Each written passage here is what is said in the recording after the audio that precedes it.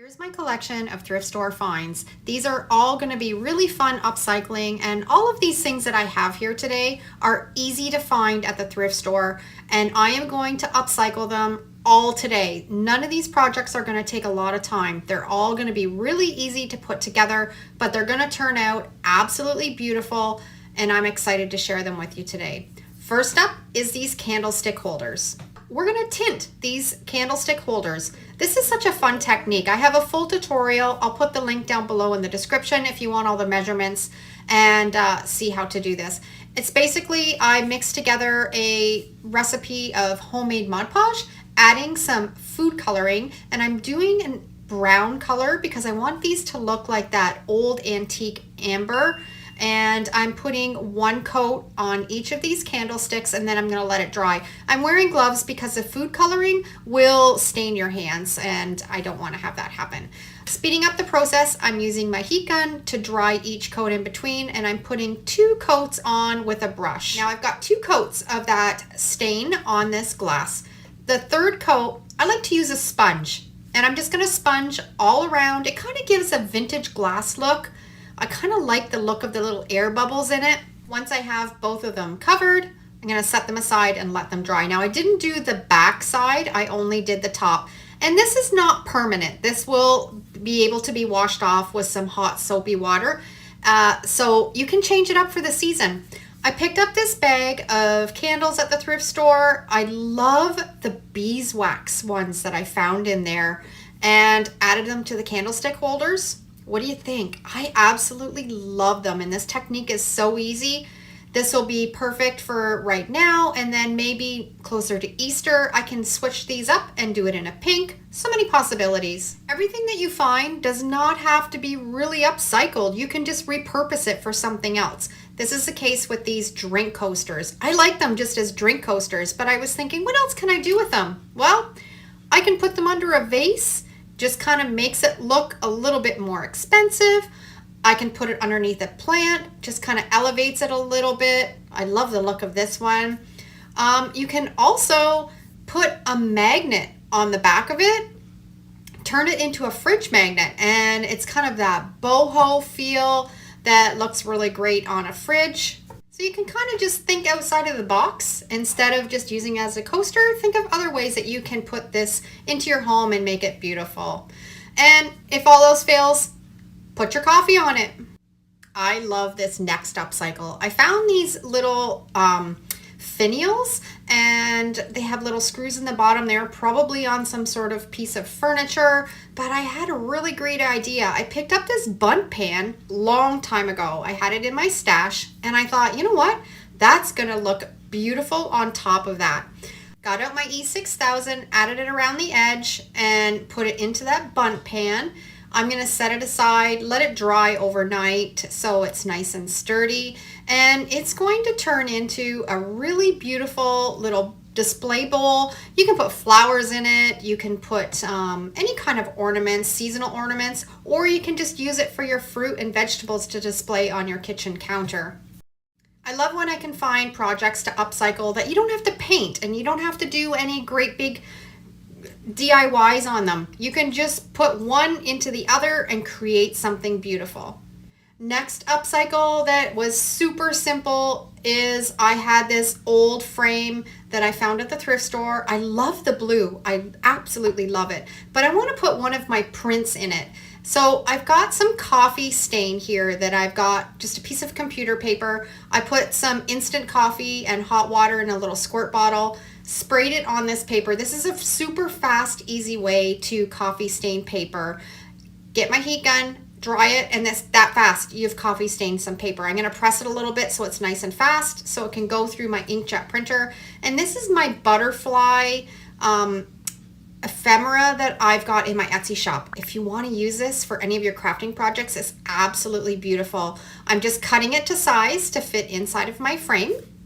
I cleaned my glass with a little bit of Windex, put it back in the frame, and I'm just going to take my print and put it inside the frame. And once you see this all put together, the blue that was in the butterflies just kind of complements the blue in the frame. Absolutely love it, and especially with that music background. Again, you don't have to be all fancy and do graphic transfers all the time. You can just print off something, throw it in a frame, and you've got beautiful, affordable home decor. Next upcycling project was this candlestick wall holder. I had some black spray paint. I just took it outside. I gave it a coat of the black spray paint, and I had this plaque that I found at the thrift store. It's originally from the dollar store. I think it was $1. And I'm going to decoupage a piece of my scrapbooking paper on top of that. Now, when I find I have thick paper that I want to decoupage with, it doesn't lay as nice. So I have this little hack of thinning out your paper before you decoupage. So I'm just laying packing tape on the back of that paper, taking off that extra layer, and it'll take your scrapbooking paper down to almost a napkin feel. So I'm just going to put some Mod Podge matte all over this plaque, and then we're going to lay that piece of scrapbooking paper that I've made thinner with the packing tape. And it fit best on an angle, so I wanted to make sure that I had it exactly where I want it, press it down into that Mod Podge, making sure that it's adhered really well, pressing right around the edges, and then I'm going to set it aside and let it dry completely. Okay, that's completely dried. I've just got a little piece of sandpaper and I'm just sanding all around the edges, and it's going to leave a little bit of a distressed edge and clean off all of that extra scrapbooking paper. If you're enjoying my content, take a moment right now and hit the like button. Your support means the world to me, and it helps my channel reach more people who will enjoy my videos, and with your help I can continue to create fun and creative upcycles and turning trash into treasures. And I just want to thank you for being a part of my YouTube journey here on my channel. I really appreciate each and every one of you. Now that I have all that extra scrapbooking paper sanded away, I sealed it up with some polyacrylic sealer. I added the candlestick holder onto it and one of the candles from that bag that I picked up at the thrift store. What do you think? I really like it, and I think it pulled together really nice. Okay, next upcycle. This mirror was a disaster. It looks like somebody decided to paint over the mirror. So I'm just taking my scraper. I'm being really careful not to scratch the mirror underneath, but it was coming off really easy. So scraping away, taking my time, and I think I'm going to be able to upcycle this really easy. Hi guys! And now that I have all of that paint, I'm going to take a little tiny bit of sandpaper. This is an 80 grit, and I'm just going to go over and distress any of the high edges. This is all that this needed. It just needed to have the mirror cleaned up and the outside kind of distressed a little bit. And easy thrift store find that I think upcycled beautifully.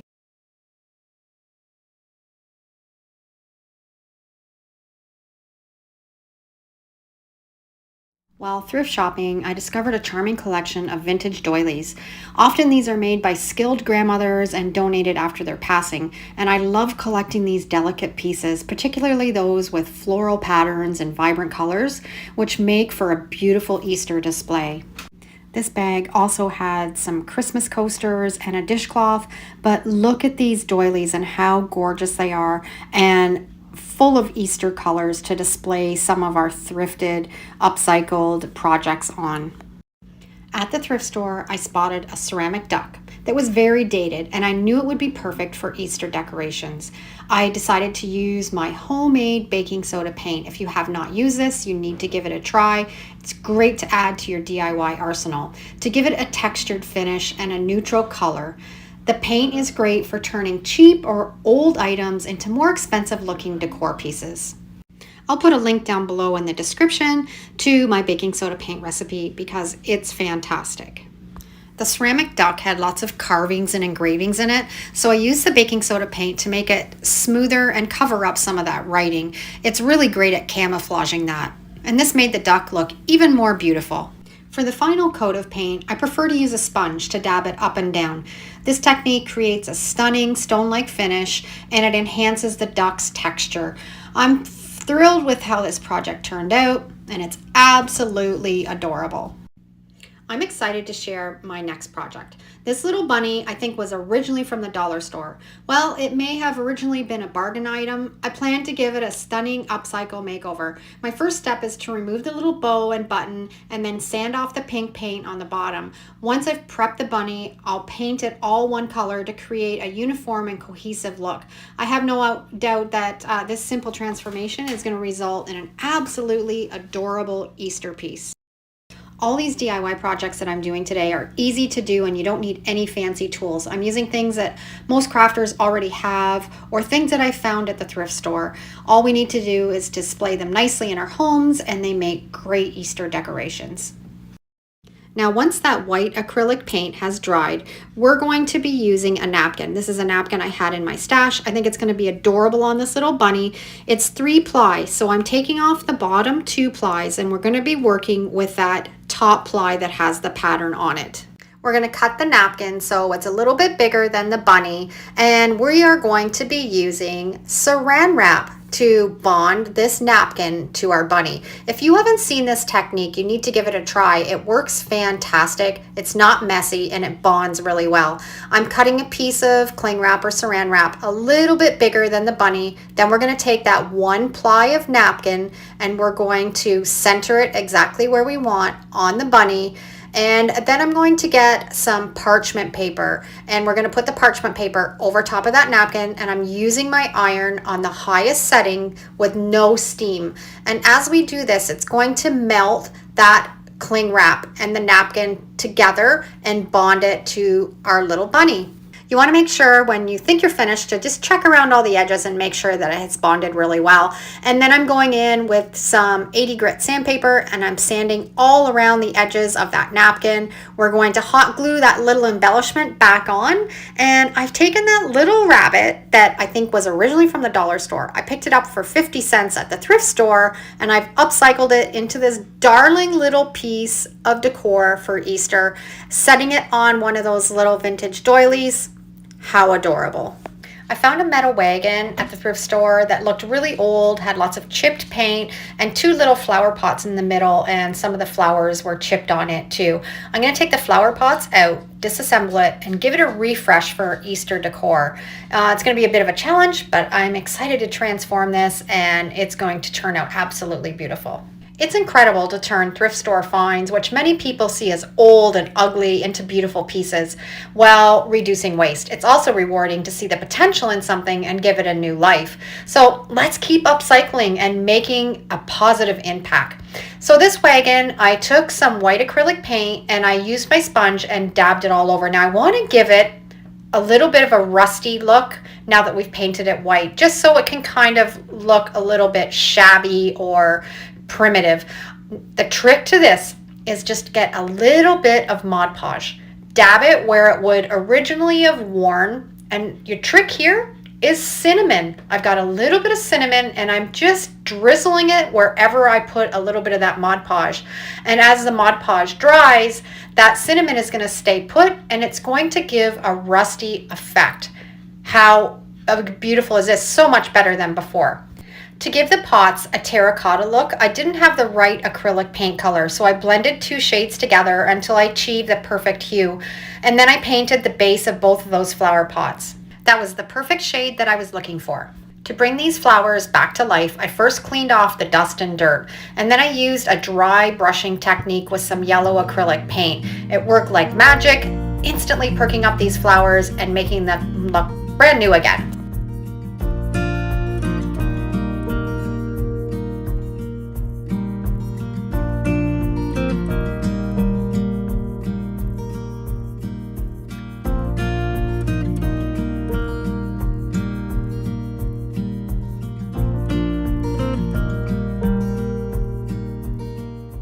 To add a final touch to the wagon, I decided to make a little sign using a wooden cutout and my Mod Podge reverse graphic transfer technique.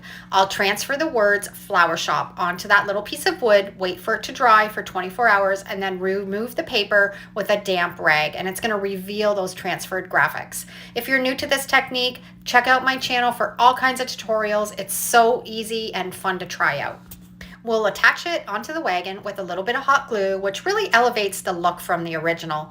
Once it's all reassembled, I'll display it on one of those vintage doilies that I found at the thrift store, and the transformation is amazing. And it's perfect, not just for Easter, but we can also keep this out for the entire spring season.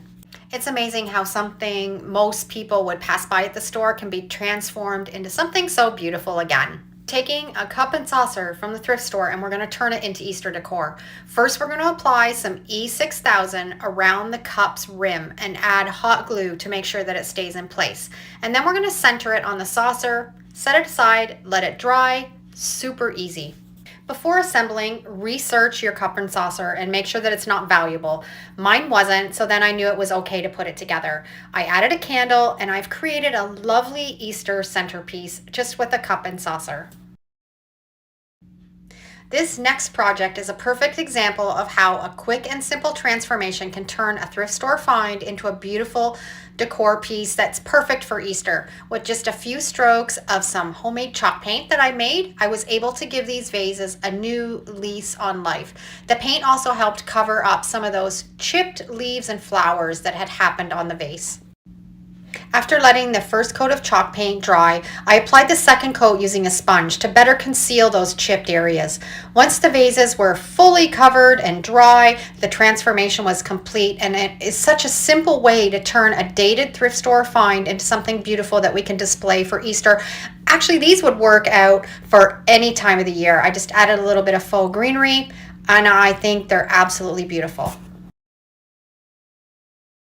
I don't think this even needs to be upcycled. I found this beautiful yellow vase at the thrift store, and I paired it with some beautiful faux flowers that I cleaned up with some hot soapy water, and it's already stunning as is, and I think it's going to make a perfect centerpiece for our Easter dinner table. So simple, yet so beautiful.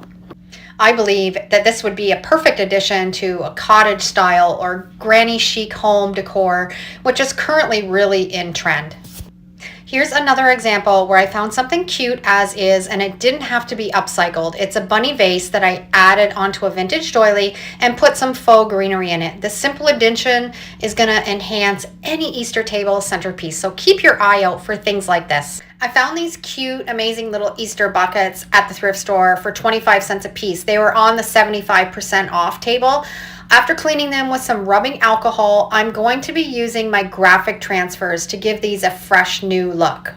The graphics that I'm going to be using for this project are available in my Etsy store, but you could also custom make your own with names, so many possibilities. Now, this is a label sheet. I look for these at the thrift store. Basically, we want that shiny paper underneath. I'm going to take all of the labels off, and then we're going to print on this with our laser jet printer. Now, this will not work on an inkjet. You have to use a laser jet printer.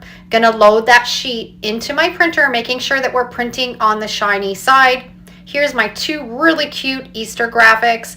And now we're getting out our shelf liner. Now, I picked this up at the dollar store. You can get a big roll of it. And I'm going to cut 2 pieces of that shelf liner the same size as my graphics. I have a full tutorial on this technique on my channel. I'll put the link down below in the description, because if you have not tried this out, there's so many possibilities with this graphic transfer. We're going to peel off that shelf liner and apply it on the top of that label sheet. Now, you want to make sure that you don't wiggle it around. We don't want to mess up that ink. Be really careful. And then once we have it placed down, we're going to use our scraper and really scrape that ink onto the shelf liner. And that's going to make you have a really good graphic transfer. Going to trim it around the edges, and then we are ready to put them on the Easter basket. So you can see the potential here in making some really cute DIYs, especially for kids if you want to design them with their names on them, and then they're going to have their own little buckets to go and collect their Easter eggs. Now you're going to peel off that shelf liner away from that label sheet. The graphic is going to stay on the shelf liner. This is just like magic, and it turns it into a sticker. This is a great technique to do on clear glass too, because it shows up really well. Center it right on that little basket or bucket, and you are ready to fill with your Easter eggs. I picked up this pink fluff and these little Easter eggs I had to pick up at the dollar store. Perfect addition to your Easter decor. I hope this video has sparked your creativity and encouraged you to explore the potential of upcycling thrifted seasonal decor rather than contributing to the overflowing landfills with new purchases. First project, I picked up this votive holder and it had some writing on it, but it was really in good shape and sturdy, and I knew exactly what I wanted to do with it. It was $3.99, but I found it on the 75% off table, so it was a fantastic deal. Cleaned it all up, I painted it with some black chalk paint, let it dry completely, and then I went in and I painted it all with 2 coats of orange. Once the orange was dry, I took an 80 grit piece of sandpaper and I sanded all around the edges just to bring out that black paint from underneath and just give it that rustic feel. I always see these at the thrift store, so they're really easy to find, and when you see what I turn this into, you'll be looking for these the next time you head out to the thrift store. Now I'm going to put some jack-o'-lantern faces on this. I have this graphic in my Etsy store. It's 4 different jack-o'-lantern images. I'll put a link down below in the description, and you can pick it up if you want to do this project after. I'm using my Mod Podge reverse graphic transfer method. I've printed this off on my LaserJet printer on regular computer paper, let it sit overnight, and now I'm just dampening it with a damp rag and water and then rubbing off all the paper, and we're going to be left with really cute faces on each side of this votive holder. If you haven't experimented with this graphic transfer method, you need to give it a try because the projects that you can make with it are unbelievable. And there we have a really cute fall theme votive holder. Next fall decor project, I am mixing up a batch of homemade sand paint. I love using sand paint. It creates really fun texture on your projects. It gives it kind of a stone cement look. This was just a glass bowl that I picked up at the thrift store for a couple dollars, and it's going to turn out perfect. I have a full tutorial on my channel on how to make sand paint. I'll put the link down below in the description. If you've never made it before, you can go back, watch that video, and get the recipe. I'm going to put 1 full coat over the entire bowl, and you can already see the texture starting. Now when I put on the second and the third coat, I like to dab it on. I find it just creates even more texture. And now we've got those 3 coats on, we're going to set it aside and let it dry completely. I haven't painted the inside of the bowl because we're going to put decor in it. So you can see the possibility of so many different projects that you can do with this sand paint, and especially in fall decor, you can do orange and you can do greens and yellows on vases and bowls and plates. Now I'm taking this outside after it's completely dry, and I'm going to seal it up with a polyurethane spray. I glued it on top of a black candle pillar holder that I had, pulled it all together, filled it up with some fall themed decor. It's going to look perfect on my table. Another really easy fall decor DIY is to custom make your own candles. I picked this pillar candle up at the dollar store along with the napkins, and we're going to put the napkin onto that pillar candle. We want to only work with 1 ply of the napkin.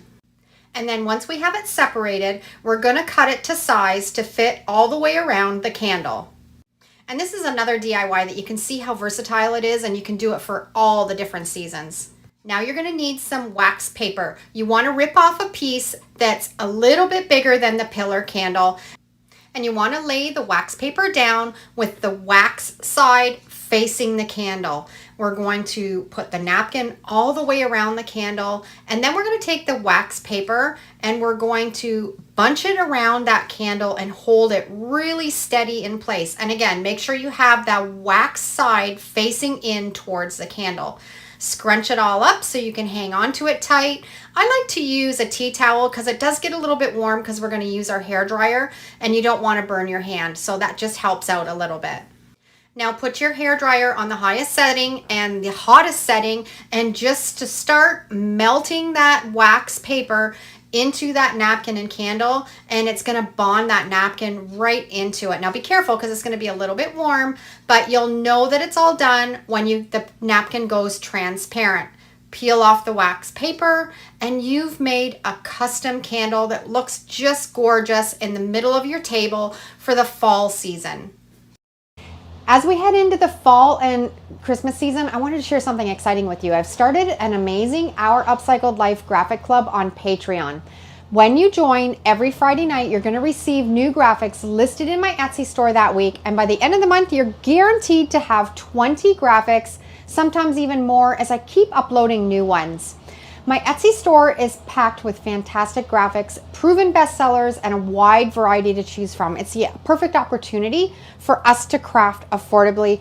Plus, as a special bonus, you're going to get a 70% off discount code on graphics already listed in my Etsy store, so you can grab your favorite graphics at an affordable price. Whether you're a crafter or a reseller, this graphic club is game changer. With low expenses, you can increase your profits when you're selling your items.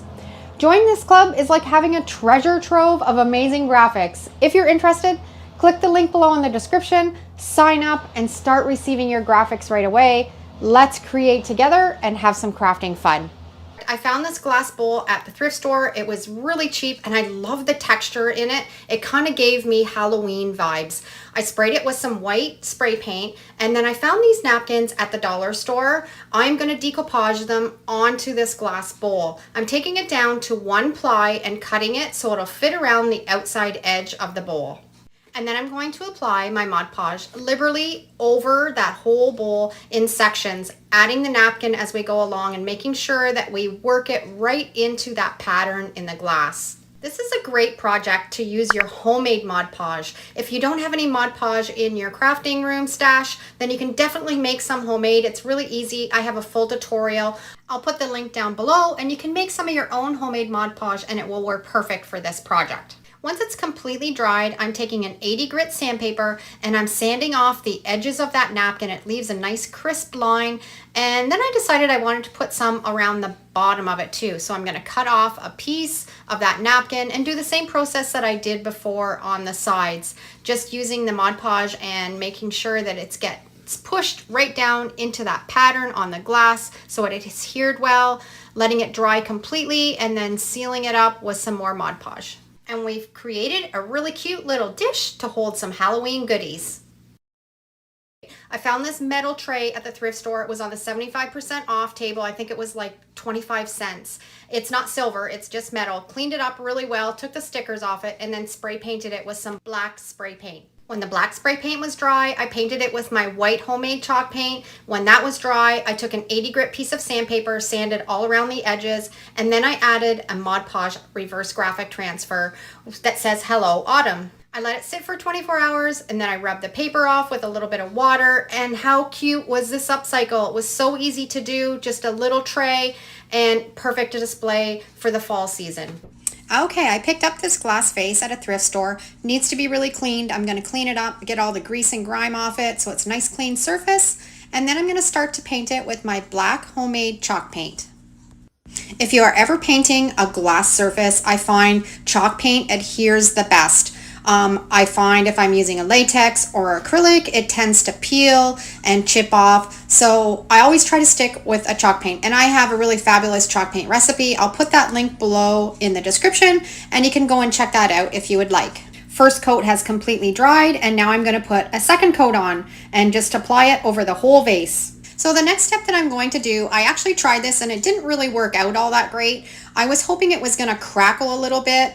So I put Mod Podge over the whole vase and then I was going to add my white chalk paint on top of it.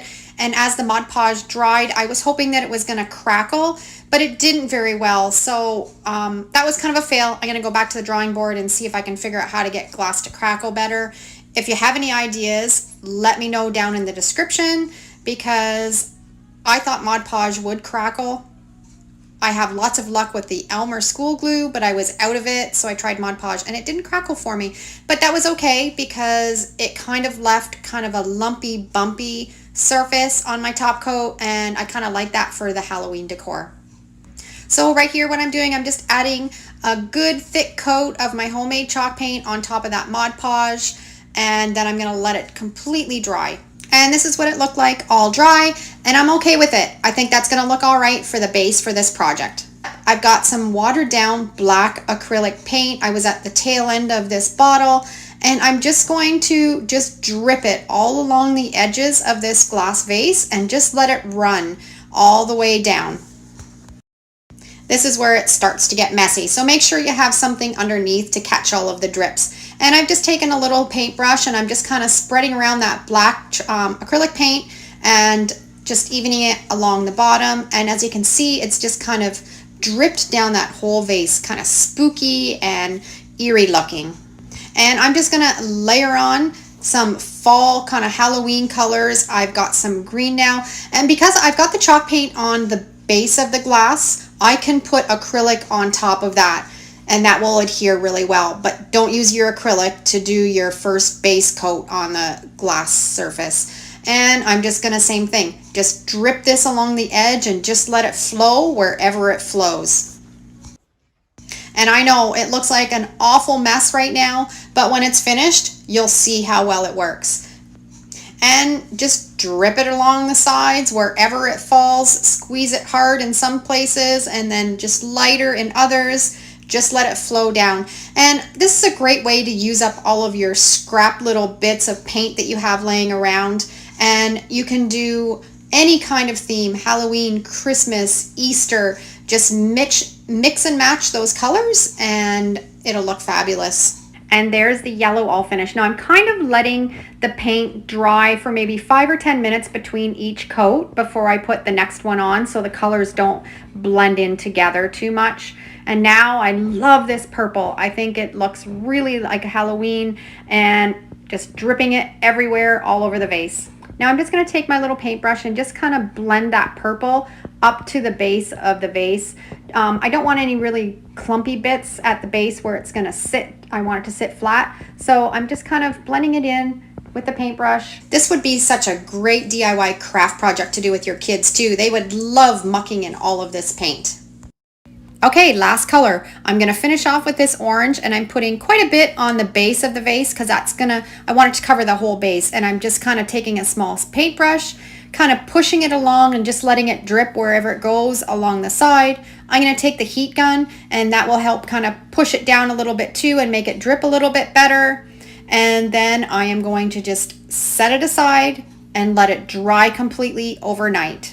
Now you want to really carefully, once you've finished off this last coat, kind of move it out of the way of that puddle of paint that's on that cardboard, because you don't want it to dry in all of that puddle of paint. So just kind of move it as gently as you can without kind of ruining any of the drips, and then let it dry completely. Okay, I have this on a clean surface again. I got a little bit of black chalk paint, and I'm just putting it on a toothbrush, and I'm just kind of splattering black over the whole vase. And just here and there, globs and spots wherever, and that will kind of give it a little bit more of that eerie kind of Halloween feel. Okay, this is the next day. It's really dried really well, and I'm just taking a damp cloth and I'm just kind of cleaning along the top of that vase and taking off any little drips and stuff that might have happened when we were putting all that acrylic paint on, and just kind of cleaning it up and making it nice and neat. Now I'm going to take this outside and give it a really good top coat with this polyurethane. It'll seal it really well. And I ended up actually giving it 3 or 4 coats, and I wanted it to have kind of that real glossy feel. So this is a gloss finish. Now I needed something to put in the vase. I went into my backyard, got a bunch of dead branches, and I had some of this accent stone spray paint. I'm going to spray the branches with it. It just kind of gives it a pebbly texture, kind of lumps and bumps on it, and I thought it kind of gave it a spooky feel. So I'm just going to give it a good coat on both sides and then let them dry completely. And I had some old faux flowers laying around for forever, and I knew that they would work perfect for this project. And I want to give them more of a spooky feel, so I'm going to actually spray the flowers with some of this stone spray paint too. I've had these flowers in my shed for forever, and I knew I would use them for a project, and they worked out perfect for this one. All finished, and I love it, and it's definitely a one-of-a-kind piece. I've added the dead branches and the faux flowers, and I think the colors and everything complement each other. It kind of gives me the Beetlejuice feels, kind of, and I love the little bit of the speckling that I did at the end. Finished it off perfectly. Today I'm going to show you how I'm going to turn this mason jar that I picked up at the dollar store, it's got the little votive holder into it, into a spooky, fun Halloween candle holder. To do this project, you're going to need some polyacrylic sealer, just a little dish, just a Tupperware dish, some computer paper, and I picked up this glitter at Dollarama. It was $4, and I Love all the assortment of colors in it. I've taken my mason jar down to the sink, washed it with a bunch of hot soapy water, and now I'm going to use one of these alcohol wipes just to clean it off really well, make sure there's no grease or grime left on it. Now we're going to need our polyacrylic sealer. I'm using satin finish. You can use any finish. It doesn't matter which one you're using. And you just want to pour. This stuff is expensive, so you don't want to waste any. So I'm going to put it in a little dish.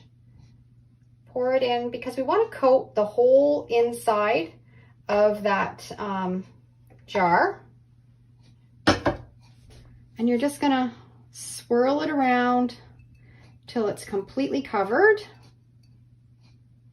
I like to hold it over this little dish in case I spill any, because if you know me and you've been following around, I'm not crafting happy unless I'm making a mess.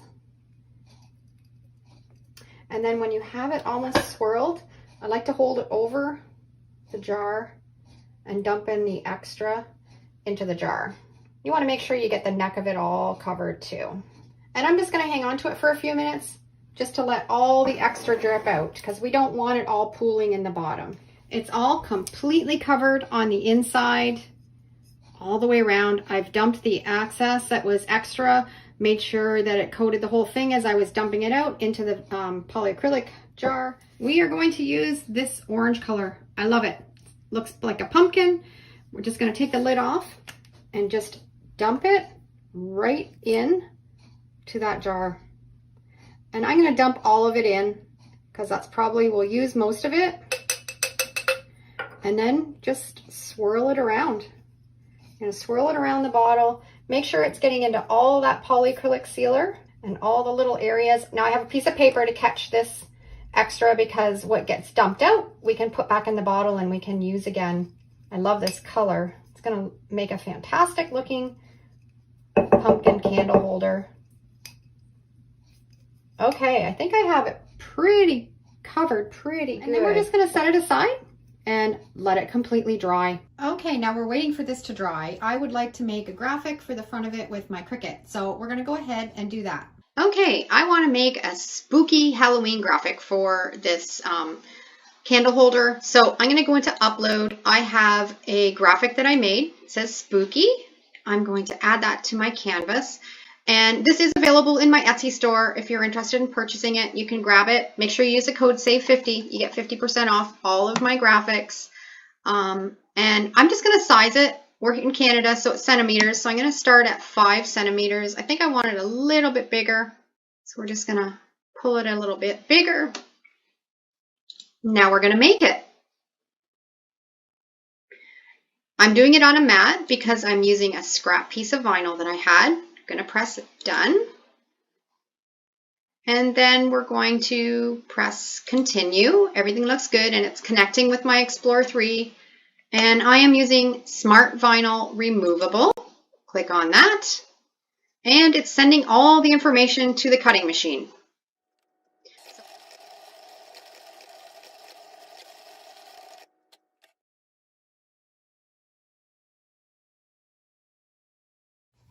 While we're waiting for this to dry, I'm going to put the graphic on it.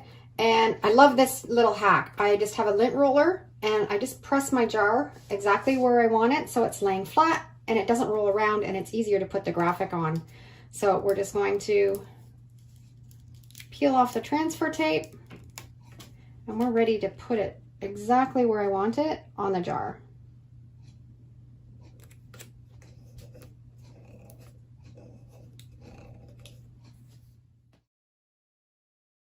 This is such an easy DIY, and I hope you enjoyed it. If you haven't tried the polyacrylic sealer and the glitter on the inside of glass jars, give it a try because it's so cool. You can use so many different colors of glitter and make different bottles for different holidays. This first upcycling project involves turning a wooden stand, possibly used for plants, into a basic stool. To begin with, I'm going to measure the legs and make them slightly shorter so they're going to be more of a better length to sit on. After measuring, I'm going to use my jigsaw to cut the legs and ensure that they're all the same length. I was really excited when I had a friend show up with this plant stand because I visioned a stool right away. I'm also going to save those ends that I've cut off because I can put those to use in another project. The paint on this stand almost feels like it might have been enamel based. I probably could have used a paint stripper, but I felt like I wanted to spend a whole bunch of time sanding today.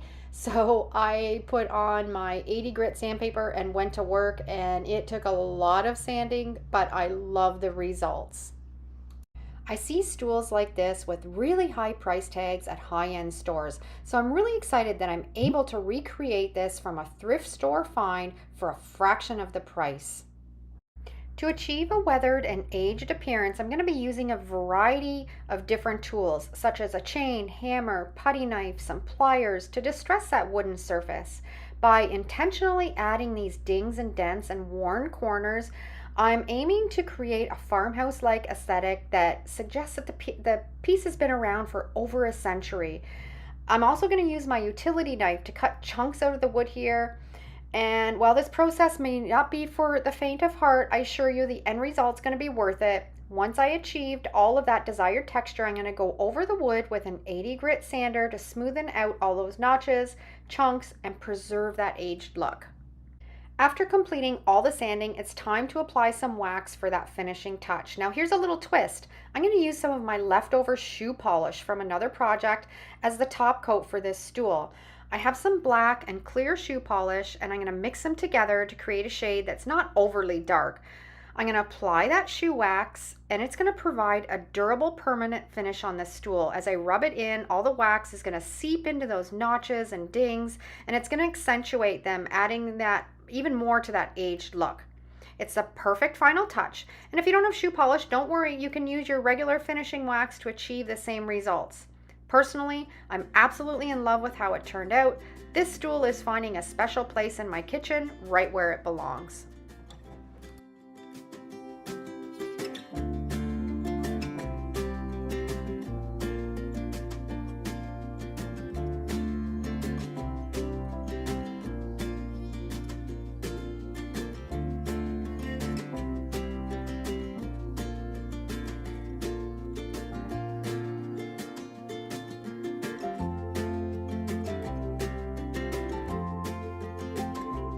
For my next project, I'm rummaging through my junk drawer in search of 4 old doorknobs.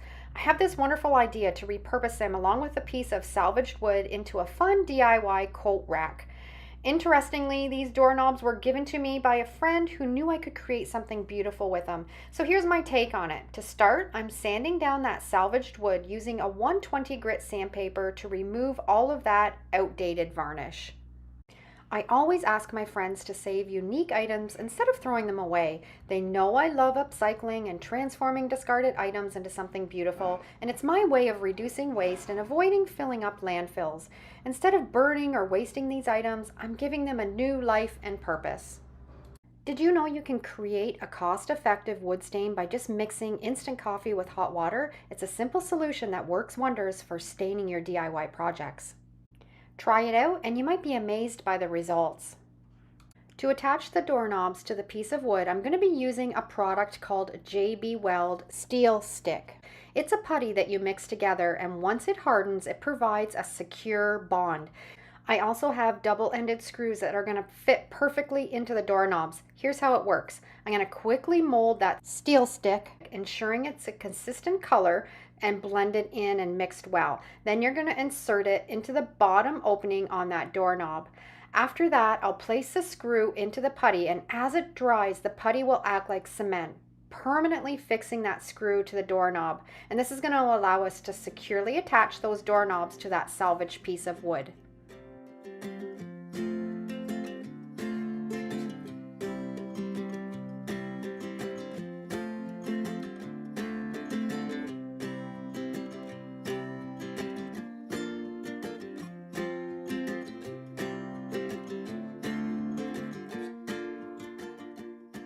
I enlisted the help of my husband because, well, let's just say patience and I aren't best friends, especially when it comes to measurements.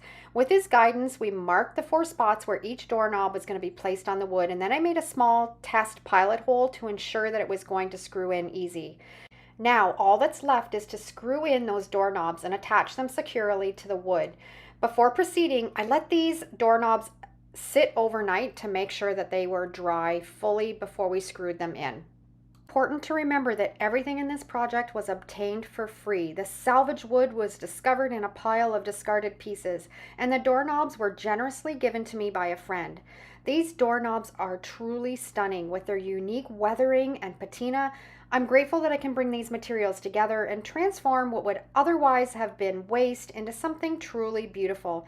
This coat rack is headed to my cabin. It's going to be a perfect addition, and it's going to complement that decor wonderfully.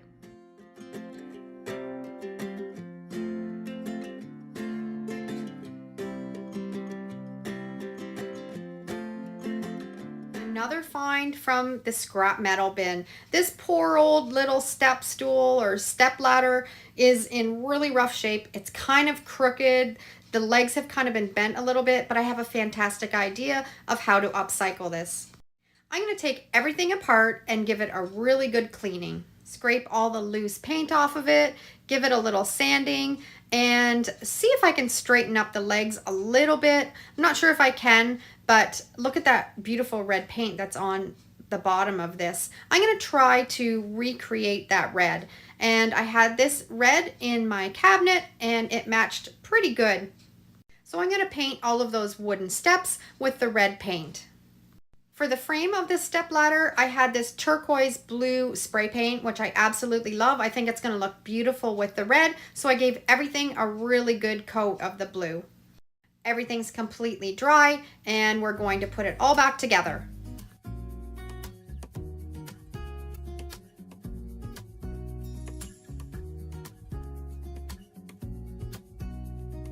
And here's how I upcycled it. A beautiful spot to keep some of my potted plants.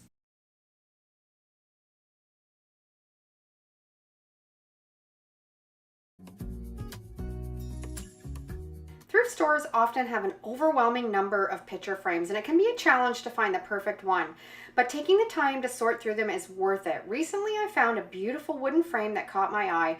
Although I didn't like the print in the middle, I decided to upcycle it. First, I used a scuff pad to remove any imperfections that were on the wood, giving it that rustic look. And then I printed a graphic from my Etsy store on my laser printer. I'm going to give it a vintage touch, and I think it's going to blend better with the frame with a coffee stain. I love the primitive farmhouse style, but feel free to add your own twist on any of these techniques that suits your decor. Coffee staining is a simple way to give plain paper a rustic vintage look. All you need is some instant coffee and some warm water and a sponge. Just dab the mixture all over the print, ensuring that it covers the paper evenly. And then I like to use a heat gun because it dries it really quick and we can get crafting faster. This method is perfect for creating a fast, charming, coffee stained effect on all of your papers, and it's going to work great for this project. I'm going to attach that print with some Mod Podge. I've got my Mod Podge mat and I'm just spreading it out over top of that print that was there before. Now I couldn't pull it out. It had been glued down previously, so it's going to stay put. I'm not going to make a mess trying to rip it out, and I'm just going to glue right on top of it. And if you don't have any Mod Podge in your stash, you can make some homemade Mod Podge. I have a fantastic recipe for that. I'll put the link down below in the description, or you can just use any type of crafting glue. And then to finish it off, I want to seal it up again with that Mod Podge mat. And I'm kind of stippling it on because it gives that old look to the paper, like an old oil painting. What a fantastic thrift store find at such a reasonable price. I might have overlooked it if I hadn't caught my eye amongst all of the sea of frames. So take your time, look through the frames, and you might be surprised what you find. I love this one. What do you think? I came across these wooden pieces at a yard sale actually, and I think they were probably meant for a wooden crate. It would be the end pieces that you hung onto. However, I immediately saw the potential for them to be transformed into cutting boards, and since my cutting boards sell really well, I grabbed them all. I'm going to start by coffee staining them, which I love because it's affordable and easy to mix up. And then I'm going to make them food grade and safe for kitchen use. I'm going to use some butcher block oil. It's important to thoroughly clean and sand them before applying the coffee stain, and then once they're sealed with that butcher block oil, people can confidently use them in their kitchen if they decide to purchase them. So don't forget to check the tool section at the thrift store for scrap wood pieces like this, or when you're out yard sailing. You might find some hidden gems. These wooden scraps won't last long because they have great potential for various DIY projects, so keep an eye out for these as they tend to sell really. I stumbled upon poor little Josh's toolbox tucked away in the back corner of the thrift store, surrounded by tools. It immediately caught my attention and I knew I had to bring it home. However, I had to give it a personal touch and make it fit my decor. So I grabbed my 80 grit sandpaper and I gently sanded that entire toolbox to remove all of the lettering. After sanding down all that lettering, I rummaged through my paint stash and I found a red paint that actually matched almost perfectly with the existing color on the toolbox. I felt like it was fate, as if the project was meant to be. I applied a light coat of that paint all over the toolbox to blend everything together seamlessly. While thrift store shopping, remember to pay attention to the items that may seem outdated or easily overlooked. This little toolbox had likely been sitting there for quite a while, just waiting for someone to give it some love. With just a little bit of paint, some sanding, I transformed it beautifully. It's amazing what a small effort can do to breathe new life into neglected items. Instead of using this toolbox as intended, I'm going to give it a twist and turn it into a towel holder. I'm going to attach some sawtooth hangers to the back and making sure that they're even and level, ensuring that they're positioned just right. And with a few screws, the hangers are going to be securely in place.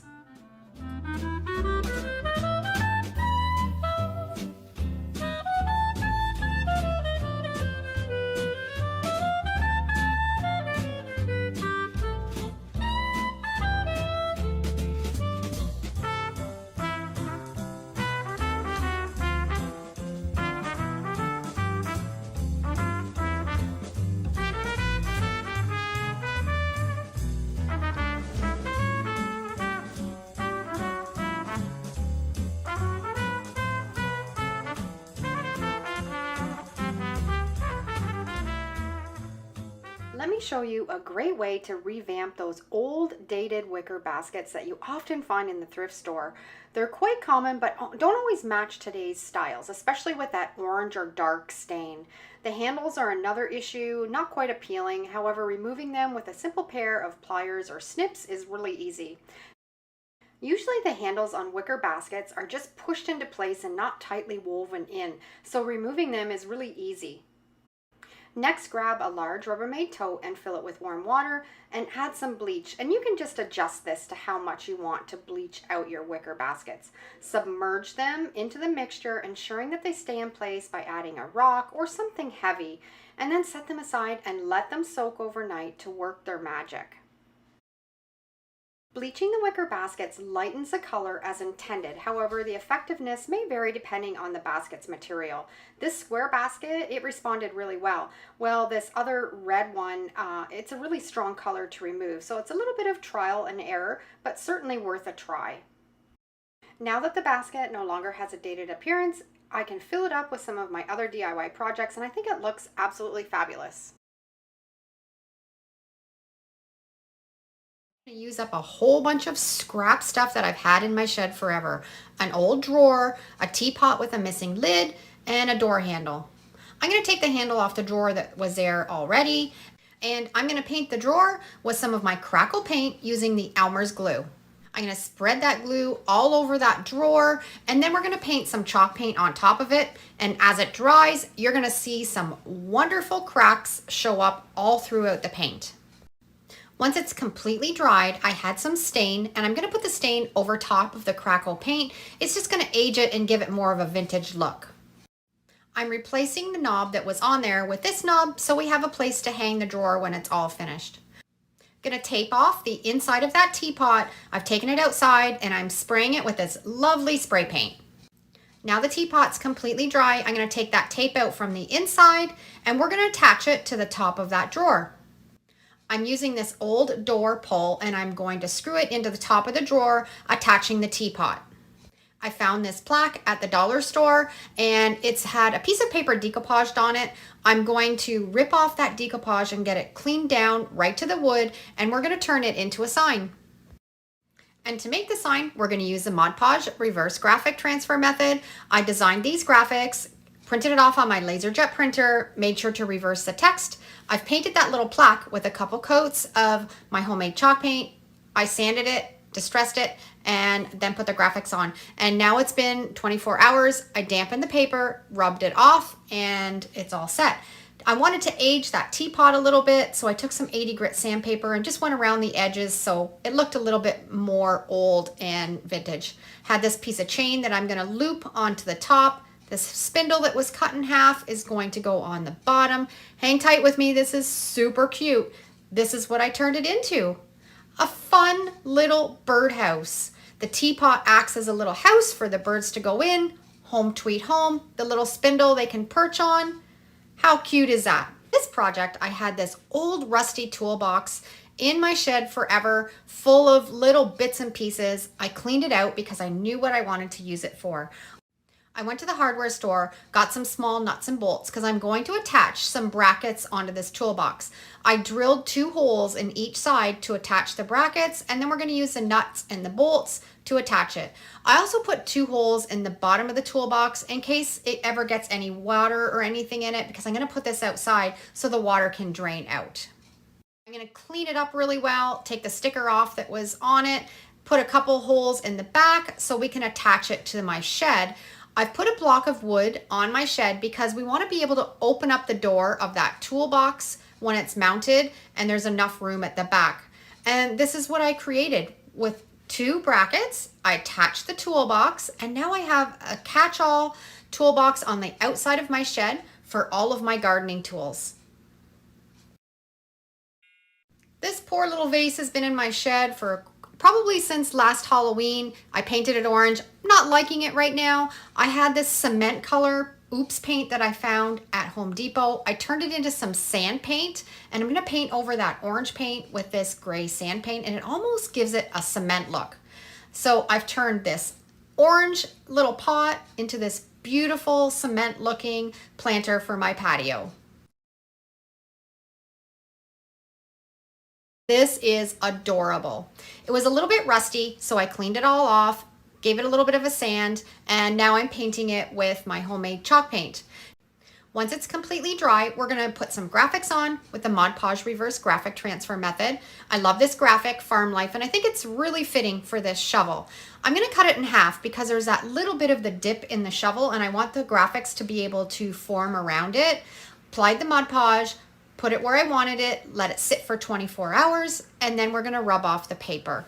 Now, a little tip when you're doing projects like this, if you don't want the rust to leach through again, you can always use a spray primer first and then the chalk paint on top of it. I didn't use the primer because I'm okay if the rust does leach through. I sealed it up really well with some engine enamel because it's gonna be out in the elements, and I think this is perfect to put out in the garden at the farm. You can just stick the end of the shovel into a bucket full of flowers, and it's adorable. For this next project, all I used was an old colander that I found at the thrift store, a piece of a spindle, and a wooden ring. I'm going to drill 4 holes in the colander evenly across the top of it, and then we're going to use some twine and measure it out to the length that we need to where we want to hang it. Once it's all measured out, we're going to attach it to that wooden ring and tie it to the colander.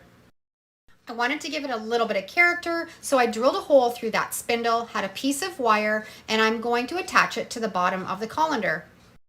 So I've taken a colander and a spindle and a little bit of twine, and I've made it into a really adorable plant hanger that you can put on your porch, and the little dangly spindle on the bottom finishes it off completely. Another thing that I always save from the scrap metal bin are ends of rakes. They turn into really great projects to make into coat hangers or to hang jewelry from, and this one I'm going to put together with a bunch of scrap wood. I had this piece of wood, I think it came off an old antique table. I sealed it up with some penetrating oil, and I had this old chippy piece of baseboard that I'm going to add onto the bottom. I sealed it up with some matte polyacrylic sealer so the paint wouldn't chip off anymore, put on some Gorilla Glue, and I'm going to nail it onto the bottom of that piece of wood. Now, I have no idea where this little bracket came from or what it was off of, but my rake fit perfect into it to hang. So I'm gonna screw it into that piece of wood, and then we're gonna put the rake into it and it'll hold it in place. And this was what I was able to create with a bunch of junk. An old rake, a piece off of a table, an old piece of baseboard, and it's a beautiful piece to hang in an entranceway to keep your keys, or you can keep it in the kitchen and hang some utensils on it. It's gorgeous.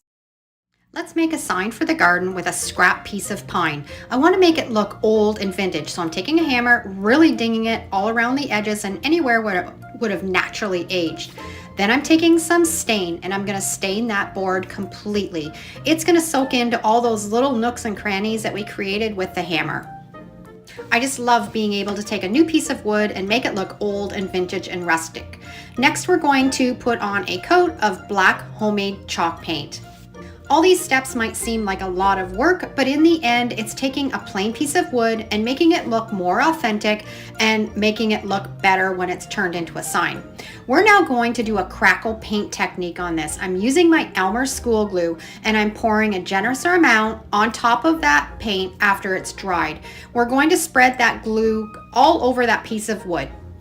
And then once we have the glue spread out, we're going to let it sit for about a minute. We want it to start to get a little bit tacky. It's all ready now. We're gonna take our homemade chalk paint and in long strokes from one end to the other, we're going to paint on top of that glue while it is still tacky. And you'll see as that paint dries, it's gonna create a crackle finish that looks fantastic and authentic and old. It's completely dry now. I'm gonna sand around the edges and we're ready to turn this into a sign. I've printed my graphic off on regular computer paper, sizing it to my project, and then we're going to apply it onto that wood with some Mod Podge. This process will also work with an inkjet printer. I have lots of tutorials comparing the inkjet against the LaserJet on my YouTube channel. You can check that out if you want. You're going to put a light amount of that Mod Podge over the graphic. This product that I'm using is exactly like Mod Podge. I couldn't find Mod Podge when I was looking for it, and this works just as well. I bought this one at Michael's from Decor. You have to make sure when you're doing this technique that you reverse your text. If you don't, when you make your sign, your letters will be backwards. It's 24 hours later. I let it dry completely, and now I've got a rag with a little bit of water on it, and I'm dampening the paper so the graphics just start to show through. And then I'm using my fingers and we're rubbing away all of that paper. And as we do that, the graphics are going to stay on our sign, the paper is going to rub off, and it's that easy to make a sign with Mod Podge. I'm going to hang this out in my garden, so I need something to hang it from. I'm drilling a couple holes in the top and I'm going to put through some twine, tie it nice and tightly, and then we're going to seal it up with some polyacrylic sealer. This is an outdoor formula because it's going to be out in the elements and I want my sign to last for a long time. If you're making signs and they're going to be inside, you can buy the water-based polyacrylic sealer for indoors and it works perfect. So that's how easy it is to create your own signs with a little bit of Mod Podge, computer paper, and a piece of wood. What do you think? This might be one of my favorite signs that I've ever made. I made this sign in one of my very first videos when I first started my YouTube channel, and I just love it, and I know some of you probably haven't seen it, so I wanted to share it. This is a piece of salvaged wood from a table. It's an actual table leg, and I'm going to decoupage a beautiful floral napkin onto it. A little trick when you're decoupaging and you're putting more than one napkin on, always like to rip the end that you're going to match the next napkin up with, and it just helps it blend in better.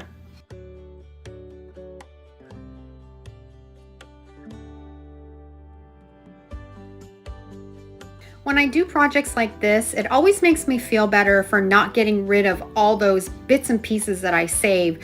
The table legs, the spindles, the old rusty bits and pieces, because one day I always put together something that's absolutely beautiful just from junk.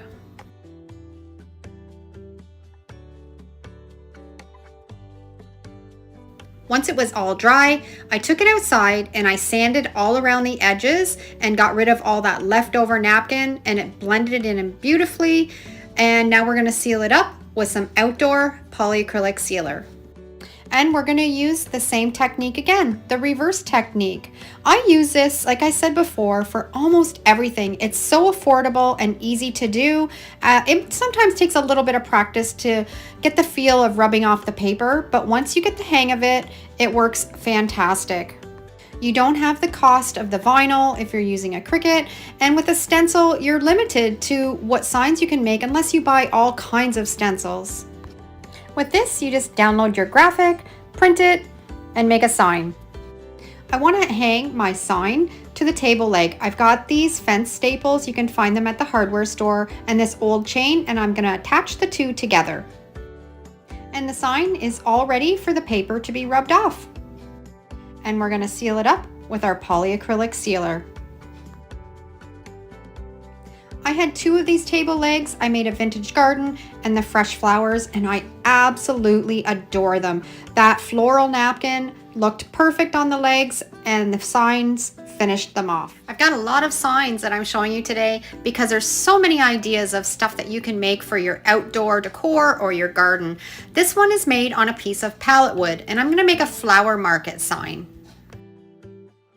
I've sized the graphics to fit on this piece of pallet wood, and we're ready to use a Mod Podge reverse graphic transfer method.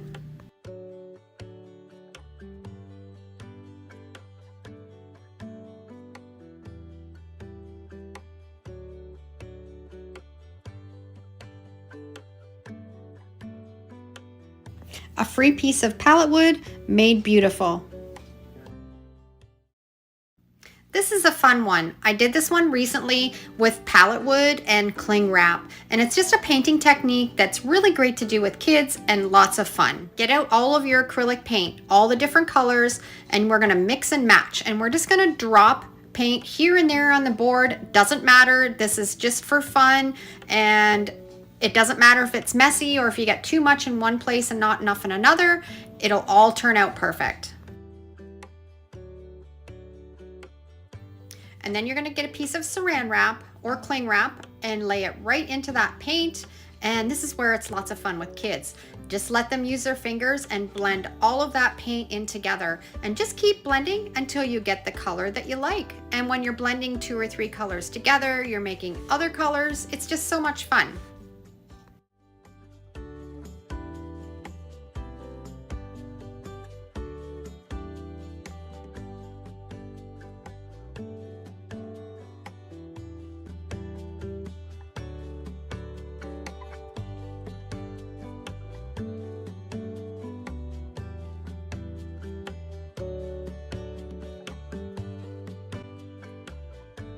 And these are beach and pool theme. I'm doing a beach sign and I'm doing a hello summer sign. Love the way that they turned out.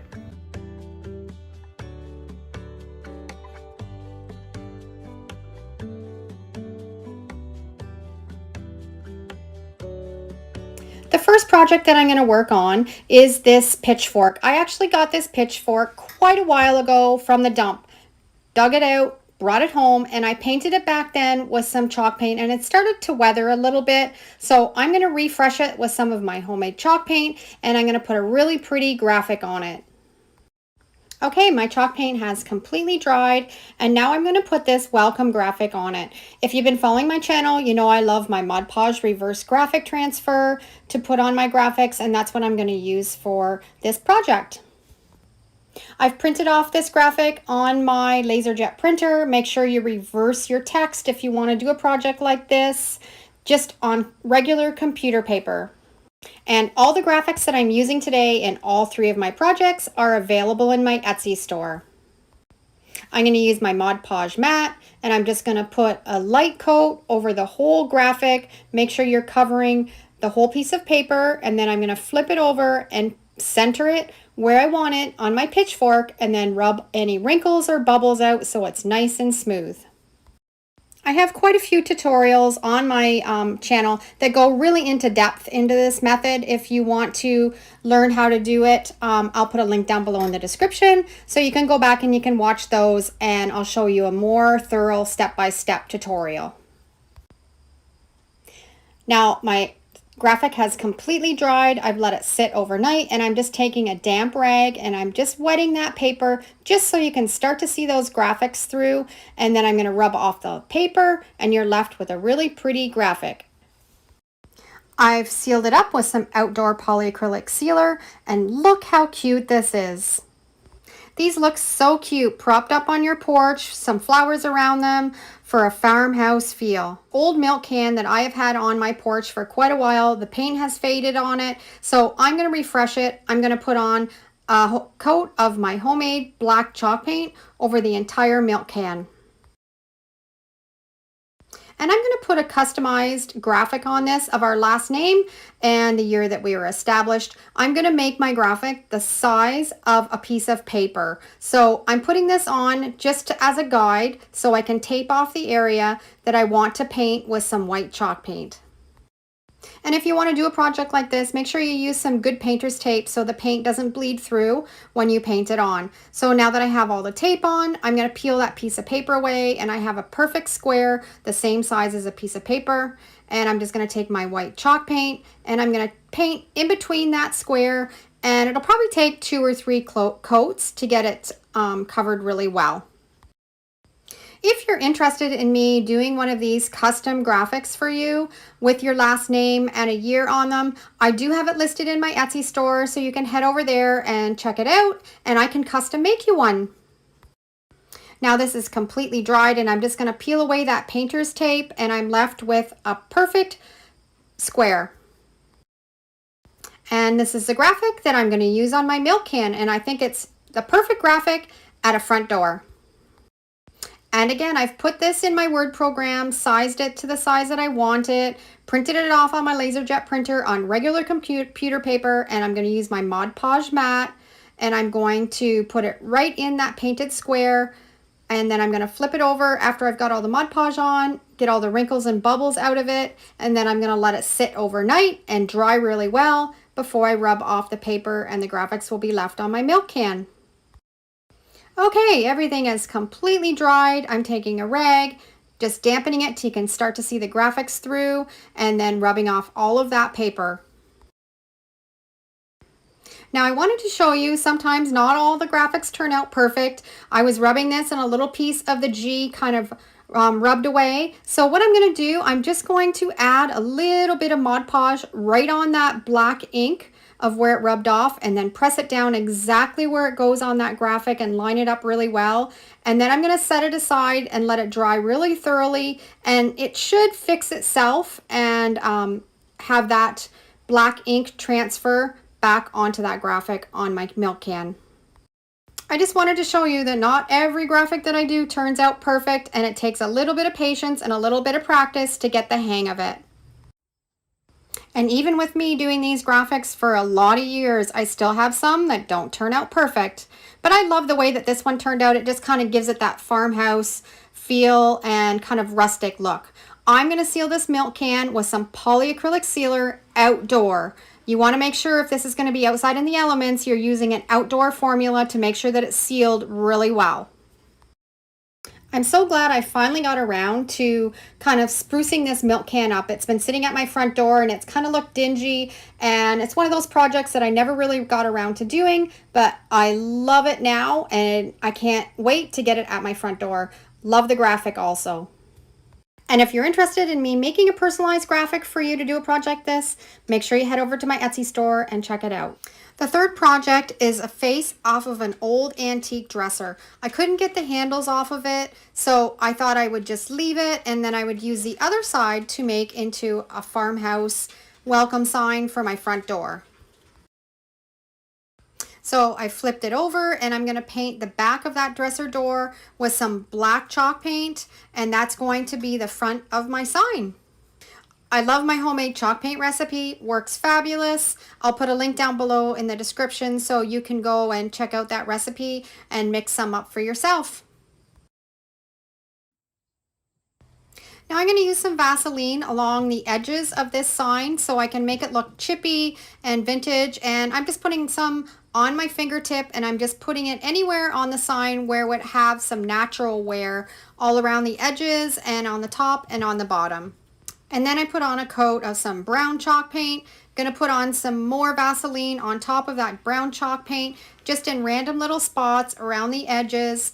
And then anywhere you've put the Vaseline, the paint will not adhere to it and it'll show the color underneath of it. And now I'm going to put a coat of my homemade white chalk paint, and then I'm going to put another coat of my white homemade chalk paint, and then I'm going to take it outside, give it a really good sanding with a coarse sandpaper, and you'll see all the chippiness that that Vaseline leaves, and shows all those different colors through the edge of the wood and gives it a real rustic, really vintage look.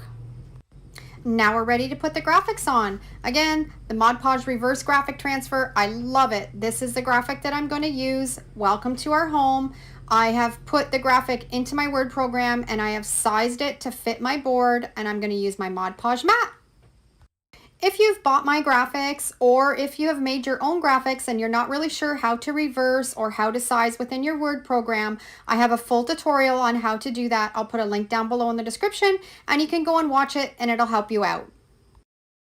This is set overnight. I'm just taking a damp rag, I'm just dampening it, just so you can start to see the graphics show through.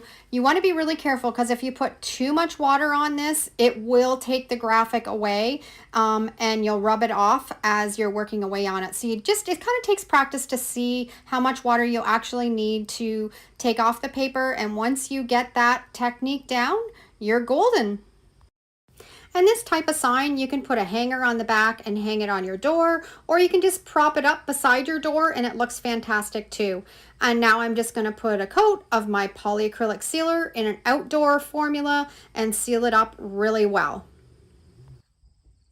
And our welcome to our home sign is all finished, and I love the way that turned out, and I love it even more that I was able to upcycle an old front of a dresser drawer that was in the landfill and make it into something that was crappy and make it pretty.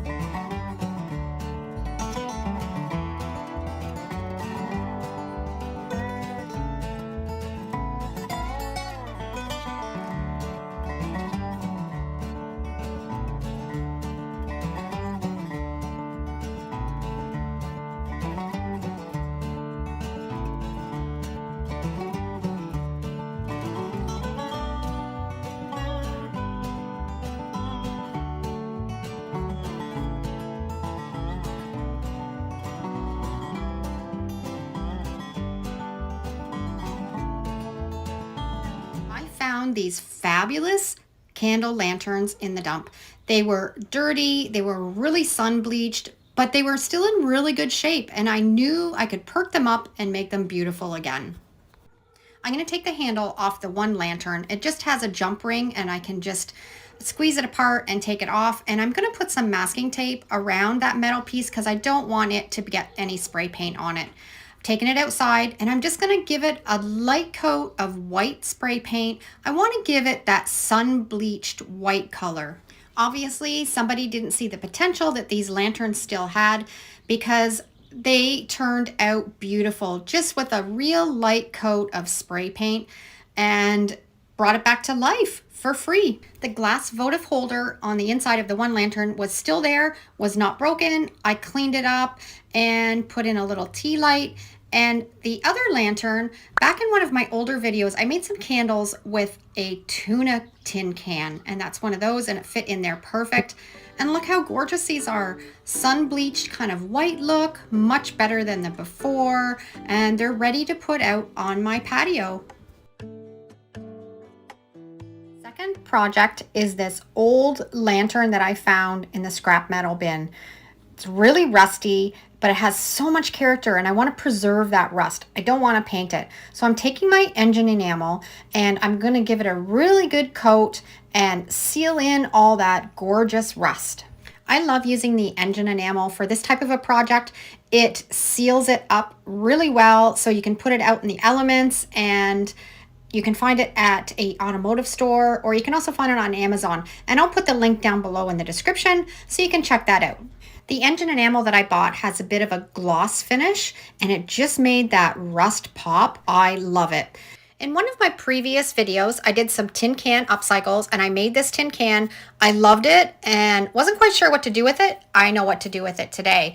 I made a homemade napkin and decoupaged it on top of this tin can, and it fit in this lantern perfect. I added an ivy and it is going to look gorgeous on my front porch. I've taken this rusty, dull looking lantern and made it into a beautiful piece of outdoor home decor. And I think the choice to save that rust color was the perfect one. I found this old birdhouse and it has definitely seen better days. The paint that was on it has completely disintegrated on it, and some of the nails were popped out, and it just needed some TLC, but it was still in good enough shape that I'm going to be able to fix it up. Just taking my hammer and just pushing in any of those nails that had started to pop out, and then I'm going to give it a really good sanding with an 80 grit sandpaper so it'll be ready to paint. I am loving this yellow paint. I love picking up these little testers too. It's just the right amount of paint for a couple projects. And I'm also loving this paintbrush from Zebra, the Palm Pro. It works fantastic to get in all those little nooks and crannies on your small projects.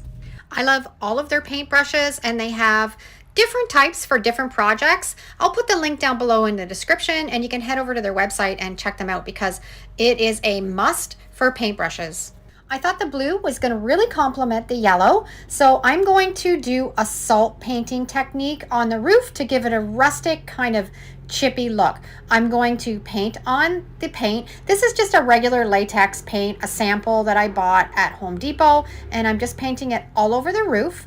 And then once I have that done, while the paint is still wet, I'm going to sprinkle on pickling salt. You can use any type of salt, but the pickling salt, I like the texture that it gives and the chippiness. It's just a nice coarse salt.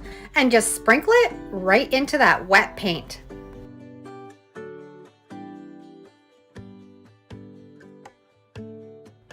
Once everything's all dry, I'm taking it outside because it is messy, and I'm sanding it down with my 80 grit sandpaper.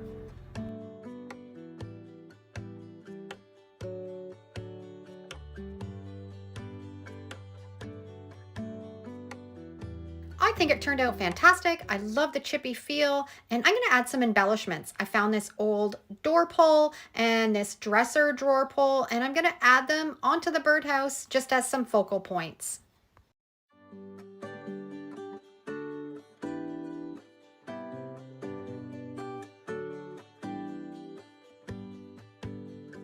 And that looks 100% better than that birdhouse that I found in the dump at the wood pile. I was able to upcycle it and make it pretty again, and it's ready for some renters. Now, this is a whole bunch of things that I found put together.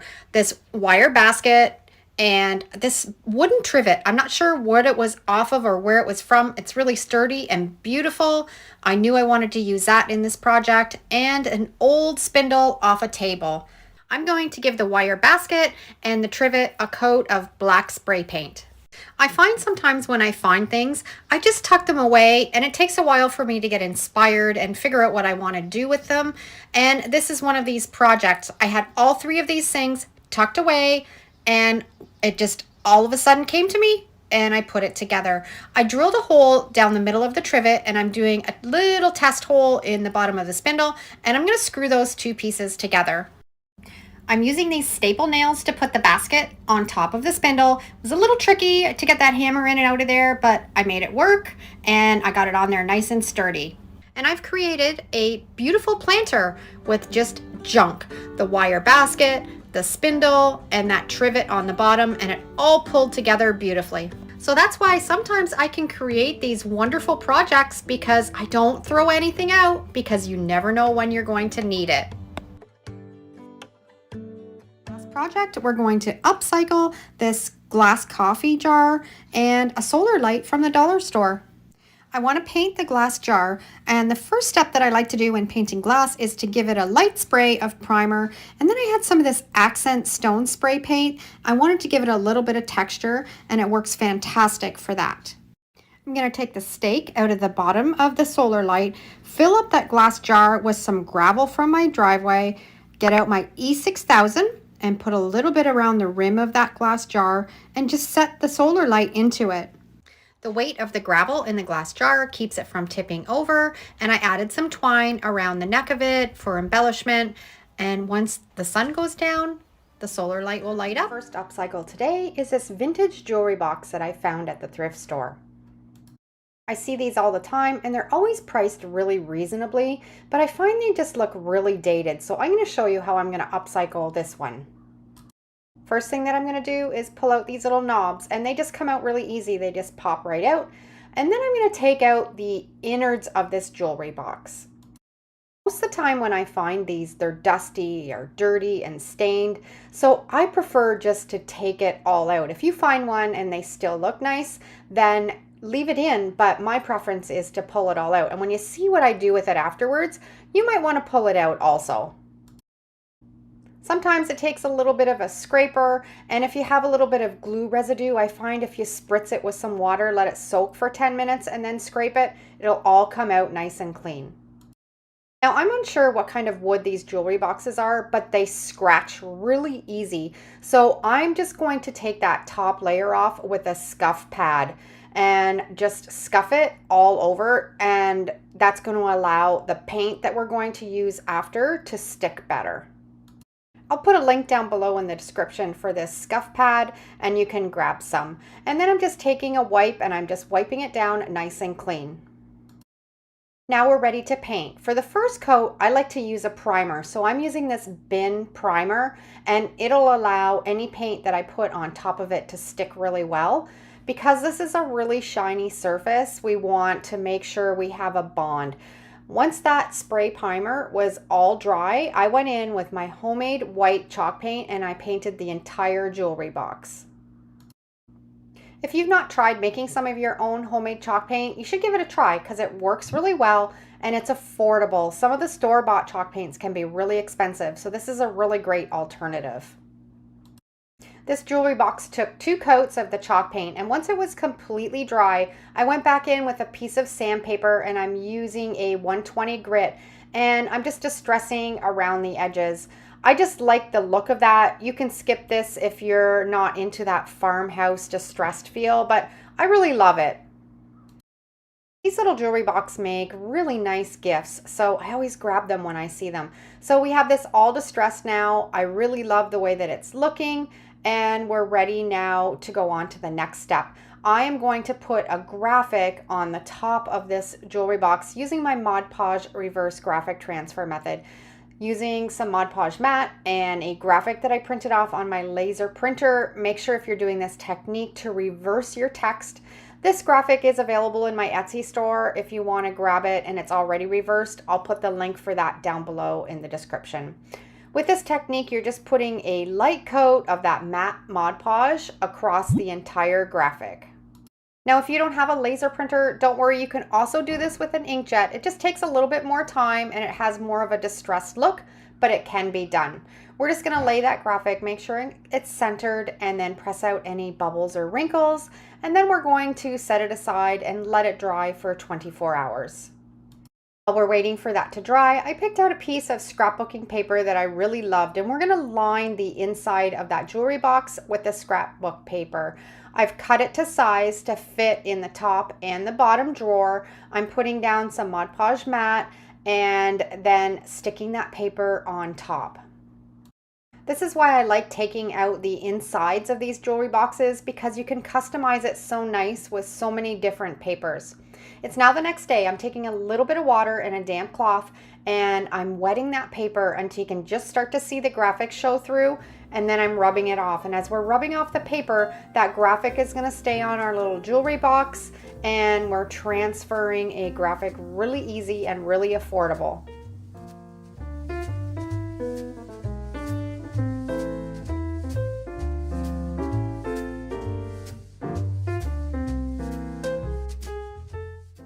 I sealed everything up with a polyacrylic sealer, and here's our upcycled jewelry box. How cute is this? And I think I picked this up for $3.99, and I think one of my nieces is going to love this at Christmas time.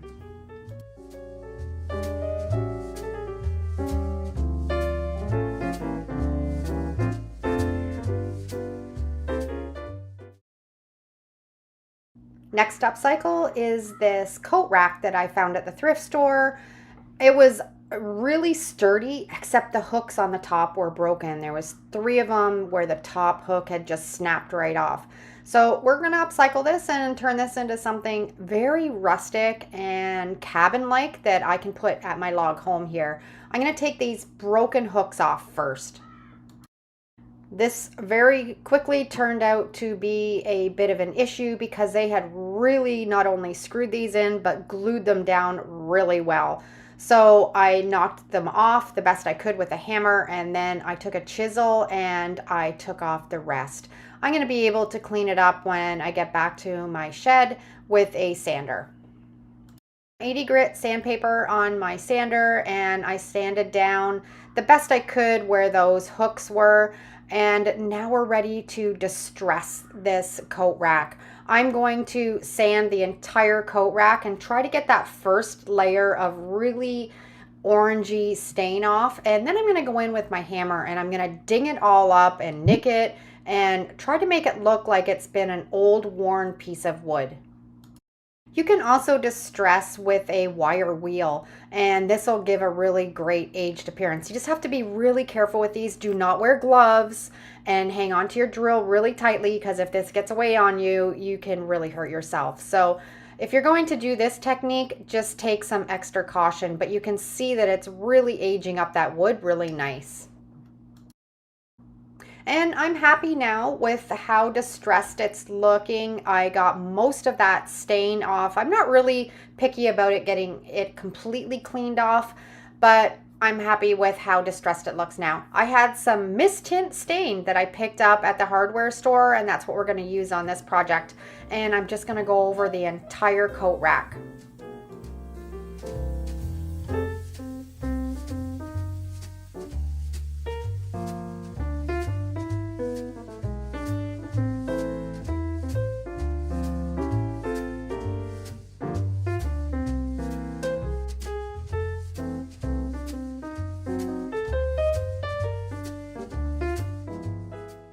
We're now ready to add the hooks back on. I picked these hooks up off of Amazon. I love the farmhouse cottage feel of them.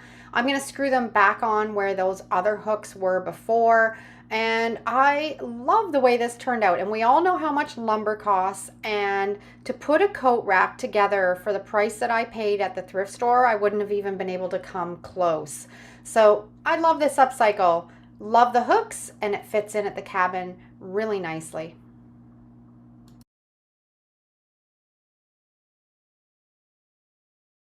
This next upcycle was a lot of fun. When you're at the thrift store, look for items like this, the back massagers or the beaded chairs that you put in your vehicles, because you can take them apart. I paid $2.99 plus I had a discount code at Value Village, and you're going to get all these huge beads that you can craft with. So keep your eye out for those. I have this yarn that I also picked up at the thrift store, and we're going to turn this into a garland. And I'm going to show you how easy it is to make really pretty tassels. I've got my cell phone and I wrapped the yarn around about 30 times, and then I tied it at the top with a really tight knot, cleaned up all the extra little bits of yarn hanging down. Now I'm going to make a loop. I'm going to put the loop at the top of the tassel, and then I'm going to cut the yarn, and then I'm going to wrap the other end of that loop around the tassel really tight, and that's going to make the top of our tassel. I do have a full tutorial that goes a lot slower and more detailed instructions on how to make a tassel. I'll put that link down below in the description. Once you have it wrapped around and you like the way that it looks, we're going to take that end that we just cut and loop it through that loop at the top, pull the bottom portion of that loop string through, and we have tightened that around our tassel, and it's tucked away nice and neat, and you're not going to see any knots. And then you can just trim away the extra pieces of yarn. Cut the end of your tassel, and now you can grab a coffee or tea and you can unravel all the bottom pieces of that tassel, and it'll make it look nice and fluffy and full.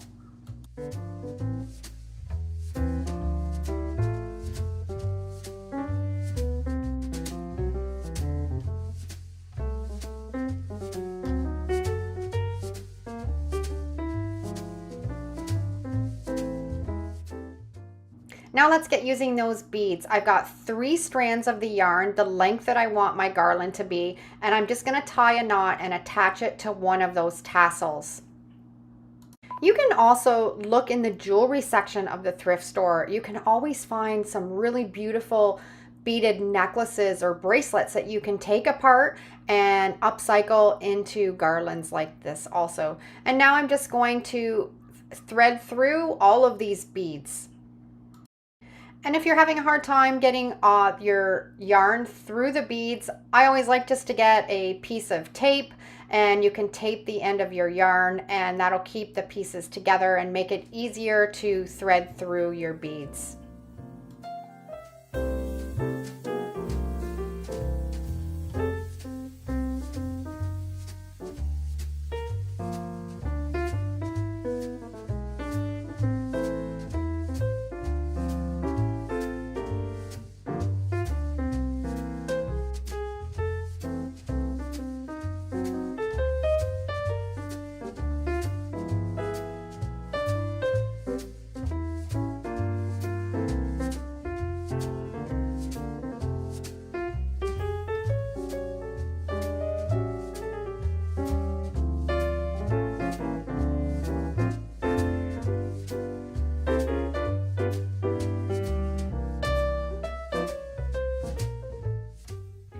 Beaded garland with beads this big are really pricey, so this was a really fantastic upcycle. $2.99 for the beads with a discount code, yarn that I already had that I bought at the thrift store ages ago, and I've put together this beautiful garland.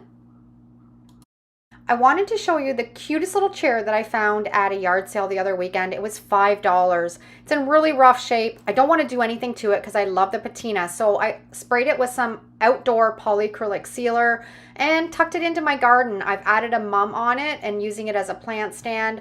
I think it's so cute, and it's tucked away a little bit out of the elements under the eaves of our log home. So hopefully it'll last for a lot more years. Not every upcycle has to be really difficult, and all I wanted to do on this one was just change the color of the base. I wasn't really feeling that silver look, so I taped off the bottom and just sprayed it with some of my black matte spray paint. I think it's just going to update it just a little bit, and it'll match my decor much better. So I'm just letting it dry, and then I'm going to take it into my dining room. I'm going to add a little tea light, and I think it just looks much better with that matte black on the bottom than the cheap looking silver. Which do you like better, the silver or the black? And I can also maybe go back in with some rub and buff. That would be nice also.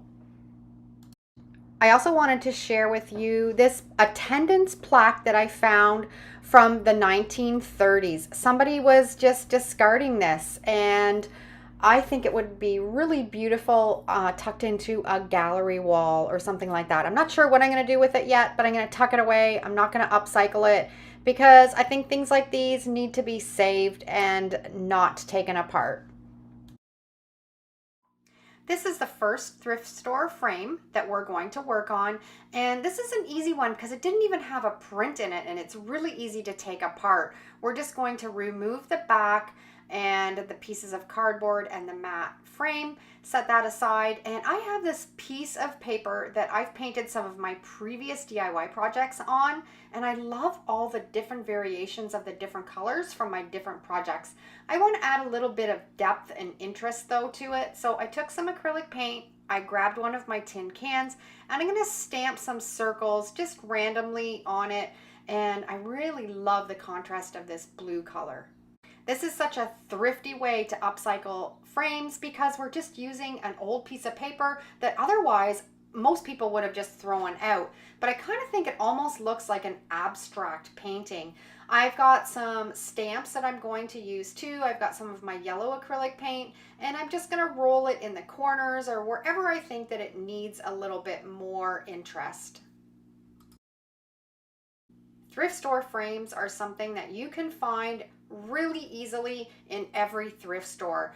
Just sort through, find things that catch your eye or are a little bit more original, and there's so many ideas of how you can upcycle them. I've got 4 projects today, so make sure you stick through to the end because there's some really fun ones that are really thrifty and you can do on a complete budget. I also had a little flower stamp. I'm just stamping in little areas here and there. I kind of like the way that it looks now. I think it's just about ready. I'm going to set this aside and let it dry completely. Now it's dried completely, we're going to add it back into the frame, putting it all together. I'm going to tape it at the top with a little bit of packing tape so it stays in place. Put the backing on, put the staples back in, and then we're going to head into my craft room because we're going to break out my Cricut. I don't use my Cricut very often, but this is a project that is perfect for it. I got out some permanent vinyl. I designed a graphic. This graphic's available in my Etsy store. So once you see this finished project, and if you like it, you can head to my Etsy store and check it out. And we're cutting it. I'm going to weed all that extra vinyl off. And then we're going to stick this onto the front of that glass on the frame.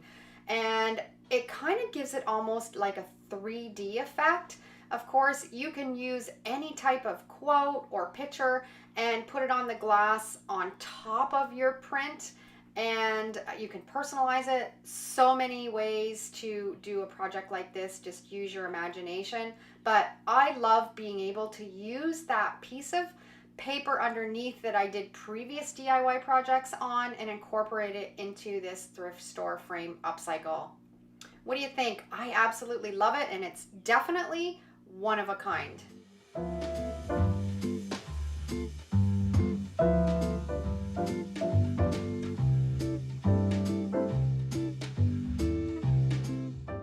Next thrift store frame upcycle. This is an old antique frame. It didn't have any backing, but I love the ornate frame. And I've got a perfect thing that I can complete this project with. I first had to cut a piece of wood to fit on the inside of this frame. I had a piece of scrap veneer wood. I used my jigsaw to cut it to fit the frame. And then I found this tapestry at the thrift store. It was in with the linens. Gorgeous. Somebody has spent so much time on this, and I can't believe it just getting donated to the thrift store. I did an absolute happy dance, and I think it's going to be really beautiful to display in my fall decor. I'm going to make sure I'm putting this centered in that frame, and then I'm going to fold over that extra material. I'm not going to cut any of this because I don't want to do anything to the original piece in case I ever want to take it off and use it for something else. And then I'm using my staple gun, and I'm just going to really carefully pull it nice and tight and staple it all along the inside. So some other ideas when you're at the thrift store is to go into the scrap fabrics or linens or pillowcases or tea towels. There's so many that would look beautiful framed in those old vintage ornate wooden frames. So I love the way this turned out. Somebody has spent so much time creating this, and I'm glad that I was able to upcycle it and make it beautiful again. This is a vintage frame, probably from the 70s. It's that plastic molded frame, and the print inside is in horrible shape. It's really sun faded, and it was only $3.19. Yes, this had to come home with me because I knew I could upcycle it. And trust me, you don't have to be an artist to do this upcycle. I know nothing about oil painting or watercolor paints. I just have cracked out my acrylic paint, and I'm kind of thinking back to what the original color of this print wouldn't be, and then using my acrylic paints to match it the best I can. And I'm kind of dabbing up and down. In the areas of the grass, I'm using this beautiful green. And by using that dabbing motion, it kind of gives the illusion that it's that original oil painting.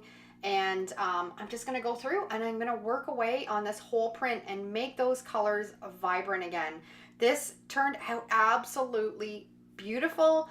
And for $3.19, I was able to save this print. And when it was finished, it looks like a oil painting. So look through the thrift store frames. If you see something that's sun faded or just doesn't look as vibrant anymore, you can try this technique. And it doesn't have to be perfect. Oil paintings are never really perfect, so give it a go. I'm also going in with a little bit of Kleenex and just dabbing it here and there to give it a little bit more texture too, and to blend it in. Now this was just a print, it wasn't an original. But you could even do this on a original oil painting or watercolor painting. Just make sure before you do that you're making sure that it's not worth any money or that it's not a collectible. We don't want to be ruining somebody's original artwork. This, of course, is just a print, so we were good to go. This project I found was so relaxing. I went out to my shed, I put on a podcast, I made a cup of tea, and I just worked away at this, and it took me about an hour. I thoroughly enjoyed this project. So relaxing, blending paints and dabbing it up and down. Definitely going to be looking for more projects like this to do at the thrift store.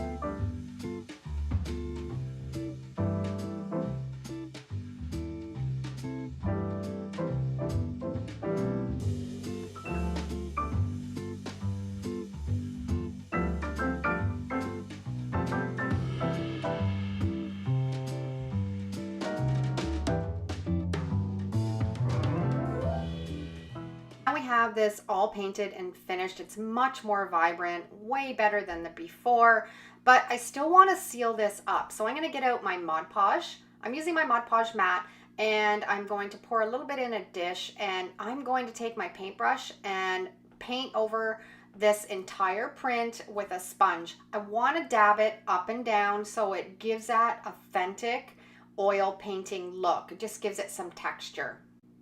And once that first coat was dry, I took some of my instant coffee and warm water and added a little bit of Mod Podge in it. I want to kind of give it that sepia look, that aged vintage look of an old oil painting. And I'm going to just brush it on with my paintbrush, doing strokes every which way. Again, that's going to give it that look of that old oil painting.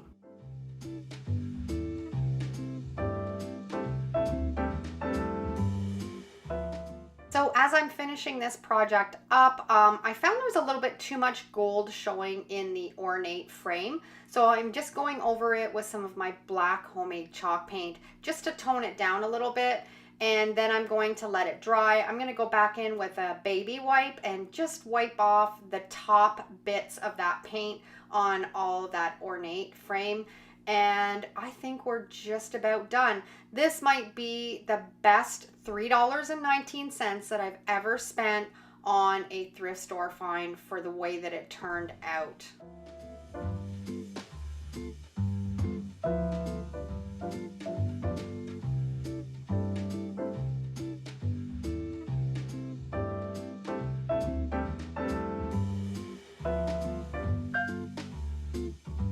This isn't so much a thrift store frame, but it's a wooden plaque, $1.99. How can you not grab this and bring it home and upcycle it? It had this really ugly blue color already painted on it, so I'm going to distress it a little bit. I'm going to put on some black homemade chalk paint over the whole frame, let that completely dry. Then I'm going to add some Vaseline around the edges. This is just going to create a chippy finish when it's all done, kind of give it that authentic look. This is a really great easy technique if you have a piece of brand new wood and you want to make it look old. And now I'm going to paint over top of that Vaseline and black paint with some white homemade chalk paint, and just paint the whole plaque, let it dry. Then I'm going to go in with my sander. I've got some 80 grit sandpaper on my palm sander and sand all around the edges. And now we're ready to upcycle this wooden plaque. I had this old piece of newspaper and I am going to decoupage it onto the front of this plaque using my Mod Podge mat. Now, a trick to decoupaging is to not use very much Mod Podge, or you're going to get wrinkles. Inevitably, you're going to get some wrinkles, but if you don't want to get a lot, don't goop up on the Mod Podge. Just put a light coat. You don't need very much. Spread it right out to the edges, and then we're going to lay that plaque into that newspaper and pressing it down firmly. We're going to flip it over, and then we're going to rub out any wrinkles or any bubbles that might have happened. Again, with this project, you can put your own twist on it. You could use tissue paper, wrapping paper, so many possibilities. I just love that farmhouse look, so I've kind of gravitated to this old piece of newspaper. It's completely dry. Now I'm going in with a piece of sandpaper and I'm lightly sanding around the edge, and you can see how it gives you that nice, crisp, clean, sanded edge to work with your project. Now we're going to go in with some instant coffee and warm water, and we're going to age up this newspaper a little bit. We're not going to soak it. We're just putting a light coat across that whole newspaper, and you can see as soon as I introduce it onto that, how it gives it that vintage feel.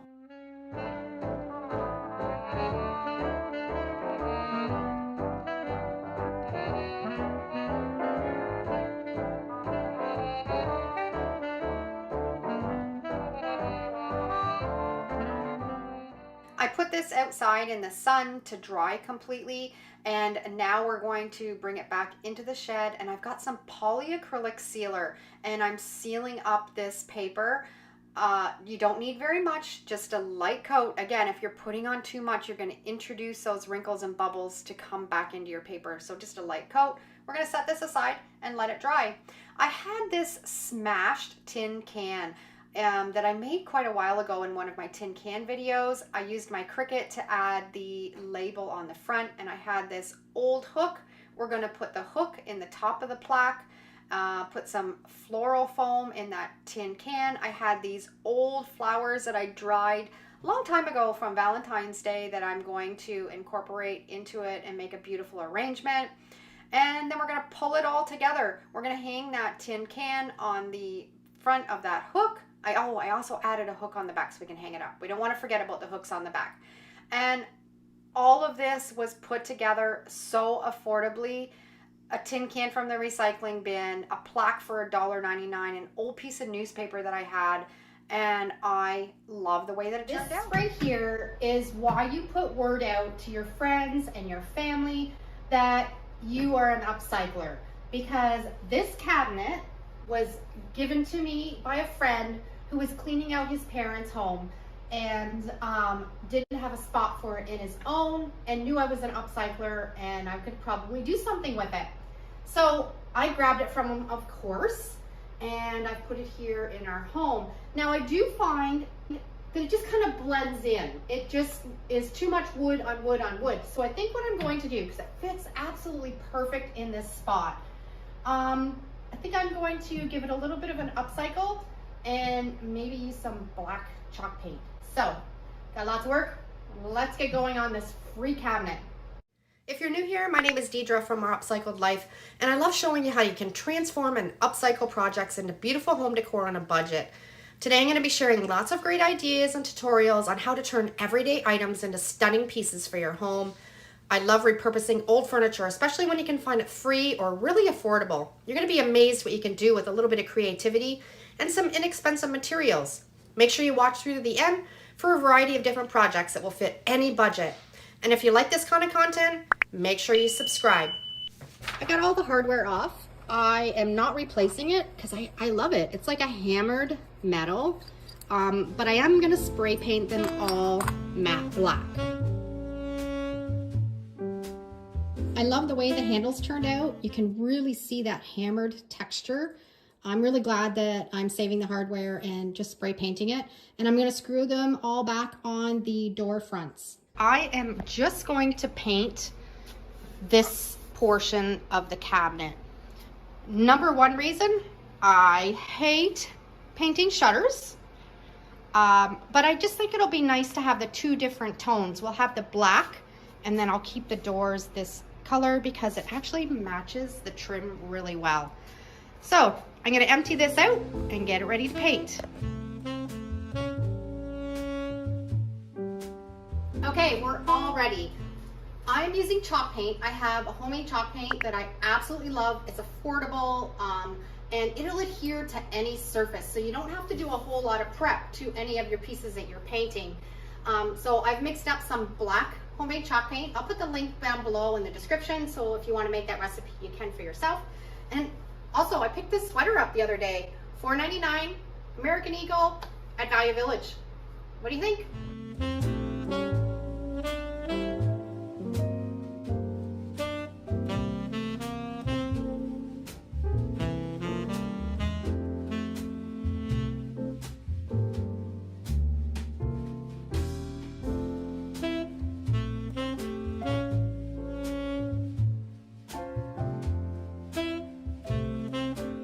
First coat's dry, so I'm now putting on the second coat. That's one of the nice things about chalk paint is it dries really quickly, so you can complete a project in a day and have 2 or 3 coats of that chalk paint dry for you. Okay, I got everything all painted and I absolutely love it. It took 2 coats of the chalk paint.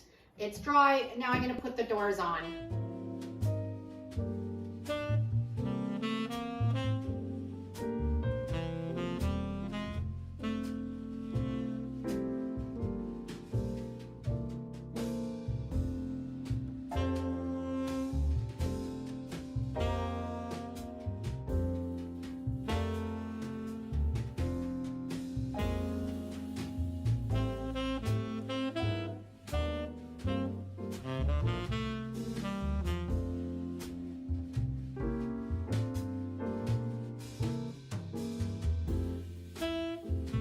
I am absolutely in love with this cabinet, and what makes it even more fabulous is that it was free and it only took me a couple hours and a little bit of black chalk paint, and it looks fabulous. And I've just put some of my thrifted finds on top, a faux plant, a little pottery dish. I love looking for pottery at the thrift store, handmade. Nice little glass container, a little collection of some pottery and some battery operated candles that I think are fantastic to add some ambiance. Added a few vintage books, and I've had these spindles in my collection for forever. I think they look nice just nestled in there. And did you know you can put art on your TV? If you go onto YouTube and search vintage art TV, they have so many fantastic channels. You can pick whatever vibe you want. Right now, winter, this would look beautiful. And it's gonna come up with a beautiful winter scene on your TV, and it's gonna alternate pictures every 10 or 15 minutes. They've got some beautiful floral ones. It's something just to play around with and see what looks nice in your setting.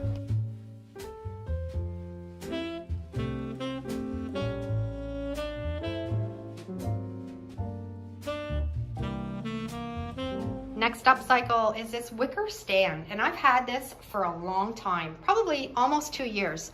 I keep looking at it and not quite sure what to do with it, and I think I've been inspired. I've just kind of had this piece of wood on the top and this plant on it, but because the top is broken. So let's do this upcycle. Let's fix this up. This is what it looks like on the inside. I just had this piece of wood here because the wicker is broken and the inside and the top is broken on it. And it's covered in this quilted material, but it's stained, it's ripped, it's in really bad shape. You can just imagine how beautiful this was when it was brand new. And it's all the glue has come loose. It really needs some TLC.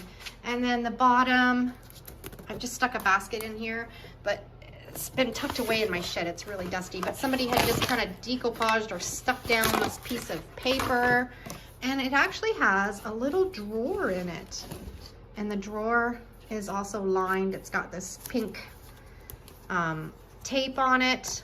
So it really needs to have some TLC. So let's get to work.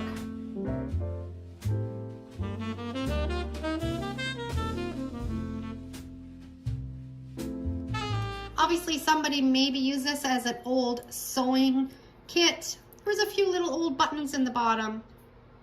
I'm trying to scrape out all the bits and pieces out of the top and the bottom here. So I squirted them with some hot soapy water. I'm gonna let them soak and then I'm gonna scrape at it and see if I can get it down to the bare wood. Now with the top, this is all coming apart. So I think I'm gonna cut this inside piece out and then I'll be left with the border, and then I think I can put it back on the top. I got the inside of that wicker all cleaned out. It was really broken and really fragile, but I was able to save it, and I think I'll be able to keep it on the top. Ultimately, I would love this to turn into a beautiful planter. I still got to clean out all the gunk and glue that's in here and on the bottom. I've got it cleaned up pretty good. I have no idea what kind of glue it was, but it was sticky. I love that natural wood on the bottom. The top is still got a lot of glue. I'm not sure if I'm gonna get much more out. And the drawer the same. It's got some really sticky glue. I'm gonna let it dry completely now and then go back at it tomorrow when it's dry, and I might take the sander to the wood a little bit and see if I can get more of that glue out. Now there's a handle on this side, but it's missing on this side. You can see that it's pretty rough. I don't want to touch it too much because it's fragile, but I'm going to cut this one off, and I think I might incorporate it into the front. It's really easy to take off. It's just a little piece of wicker.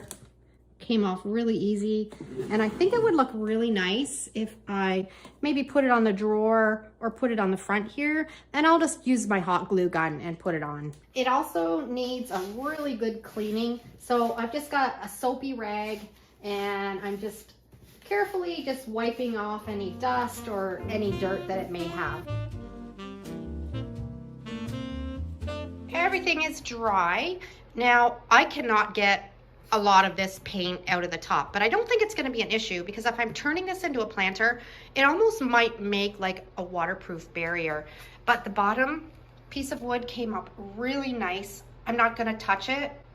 The wicker is really fragile. I have to be really careful because if I even bump into it, it's cracking and it's breaking off, as you can see right here. I lost a piece right here. So the next step that I'm going to do is I'm going to seal it all up. I'm going to take this out into a well-ventilated area and give it a spray of my clear gloss over the entire piece.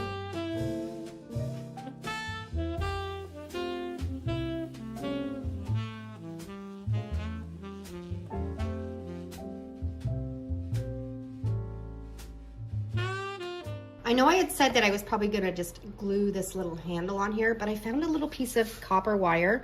I think it blends in pretty good, and I'm just gonna use that and just attach it on the back.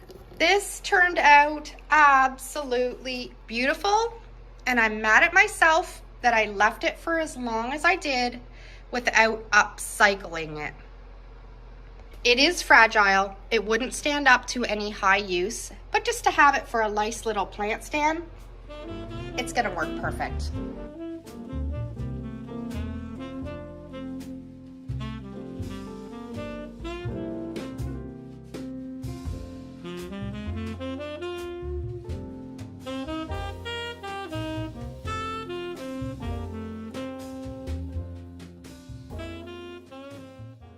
show you sometimes when you find things at the thrift store, you don't actually need to upcycle it. You can just repurpose it. Now, I found this beautiful rocking chair. It's a little tiny one. Looks like somebody might have had a little puppy that was a little bit aggressive on some of the corners. Hopefully not a child, but probably a little puppy. And I'm just going to turn it into a plant stand. I paid $4.99 for it, and it's so beautiful. And just to put a potted plant on top of it, I think it's gonna be perfect. And I found the perfect spot for it, right beside our fireplace, snuggled in between Tina's little bed. Great way to repurpose a vintage rocking chair. Next upcycle is this wicker basket. It was $13.99 and I had a coupon for 20% off at Value Village. So great deal for a really big wicker basket. It's kind of dinged up along the bottom and I'm not really loving the dark wood on the bottom. So I'm gonna sand it up a little bit, clean it, and I'm gonna put some white chalk paint along the base of this basket. I don't think this needs a lot. It's in really good shape. Other than the bottom has quite a few little dings and chips out of it, I'm gonna paint it with my homemade white chalk paint, and I think that's all it needs. It's gonna be a great catch-all for pillows and blankets.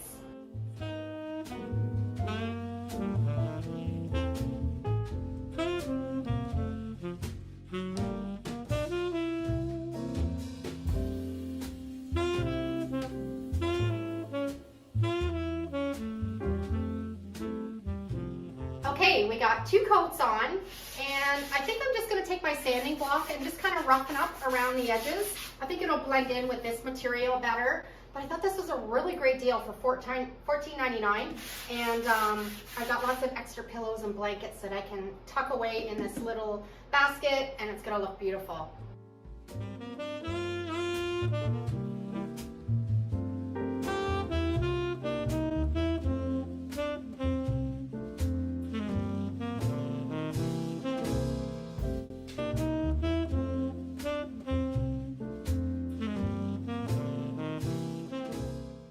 This votive was from the thrift store and it was from a previous project that I've done.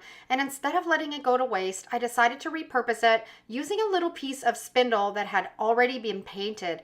The spindle's color was actually really nice, so I just sanded it down a bit to give it more of a distressed look. Then I got out my trusty E6000 glue. This is an adhesive that works wonders on all sorts of DIY projects. I applied it to the bottom of the spindle, turned the votive upside down, and make sure that that spindle is in the center of the candle holder. Set it aside, let it dry. It's that simple. Now this upcycled votive and spindle is a perfect addition to any corner of your home decor. It creates a really nice light when you put a votive in it, and these also make great gifts, so don't hesitate on spreading that upcycling love. An easy upcycling project that just required a little bit of creativity and some discarded items. I came across an old coffee canister that had seen better days. It was rusty and worn. However, I saw the potential in its unique appearance and decided to turn it into a planter. To add a little something extra, I paired it with a small metal container that I found at the thrift store and used some E6000 glue again to secure it to the 2 pieces. With just a little bit of effort, I transformed what was once destined for the dump into a charming new addition to any home decor. A lovely plant nestled inside this repurposed coffee canister would make a perfect addition to a coffee bar or a kitchen. Remember, upcycling doesn't have to be complicated. Sometimes it can be easy as breathing new life into forgotten treasures.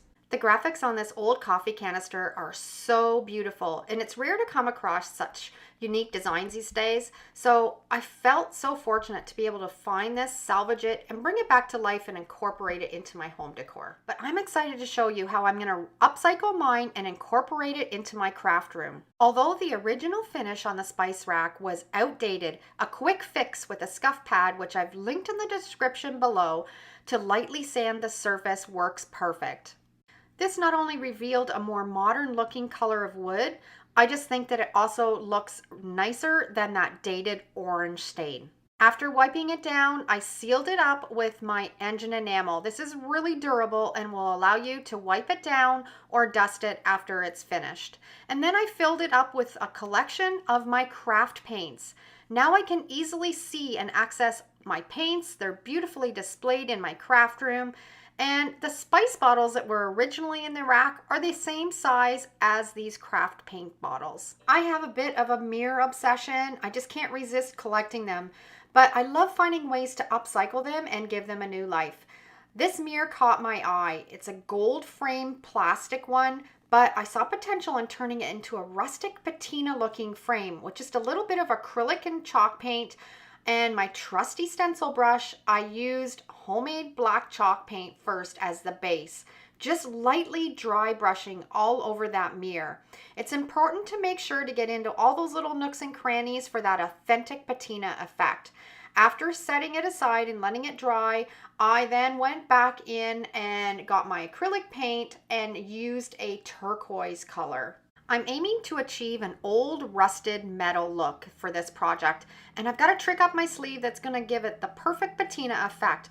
By layering that turquoise on top of the black with a light hand, I'm dry brushing that turquoise over the frame, allowing the gold and the black to peek through, and it gives it a realistic weathered effect. When it's all finished, it's going to be hard to believe that this started out as a cheap plastic frame, and I absolutely love this transformation.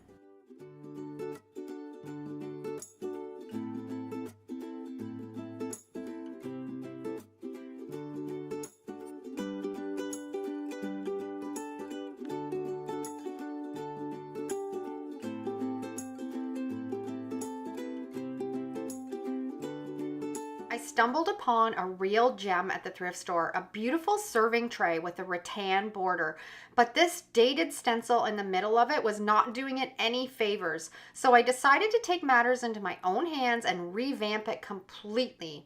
Firstly, I applied some paint stripper over the stencil in a well-ventilated area with my respirator mask on. And since the stencil seemed to be paint-based from probably the 70s or 80s, I was hopeful that that stripper would work its magic, and it did. After letting it sit for about 15 or 20 minutes, I scraped away at it and the stencil started to come off.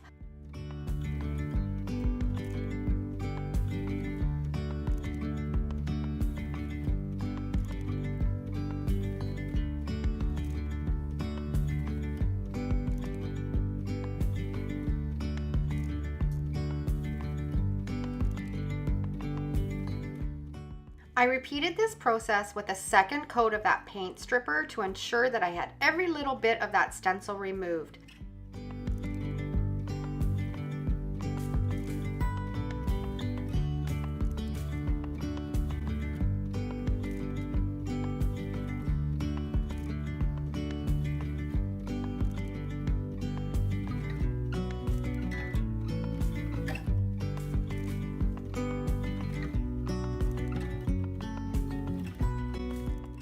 After removing the label and that varnish completely, I decided to give it a really good wash with some soapy water, set it aside, and let it dry thoroughly.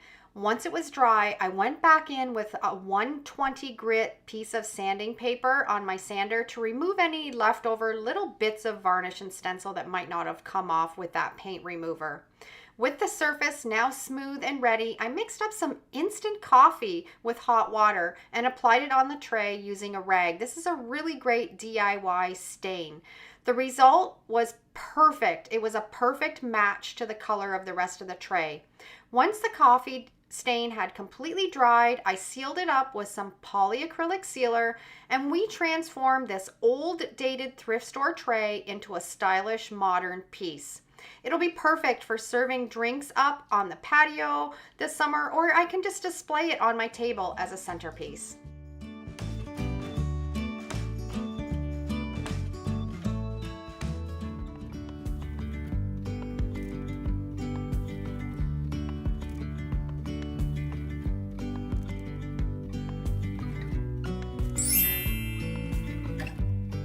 I was thrilled to stumble upon a Lazy Susan at the thrift store, and it was priced at only $4.99, which is a fantastic deal. Even though it was in rough shape with scratches and a really ugly stain, I knew that with a little bit of work, I could restore its natural beauty. So the best part was it was constructed from solid wood, which made it really perfect for upcycling. I used a palm sander with a 120 grit piece of sandpaper to remove the varnish and the stain from that Lazy Susan. I also took it apart and sanded every part until it was smooth. These are really expensive to buy brand new, so I'm really happy that I found it and I can upcycle it and make it look brand new again. Now I'm going to teach you how to make your own DIY stain using instant coffee. All you need is some hot water, a quarter cup of it, and 2 heaping tablespoons of instant coffee. Mix it all up to create a beautiful DIY stain that's going to make the wood on that Lazy Susan really stand out. To apply the stain, just take a rag and wipe that coffee mixture all over that wood until it's completely covered. The end result is so stunning. All of that grain in that wood just pops and it really enhances it.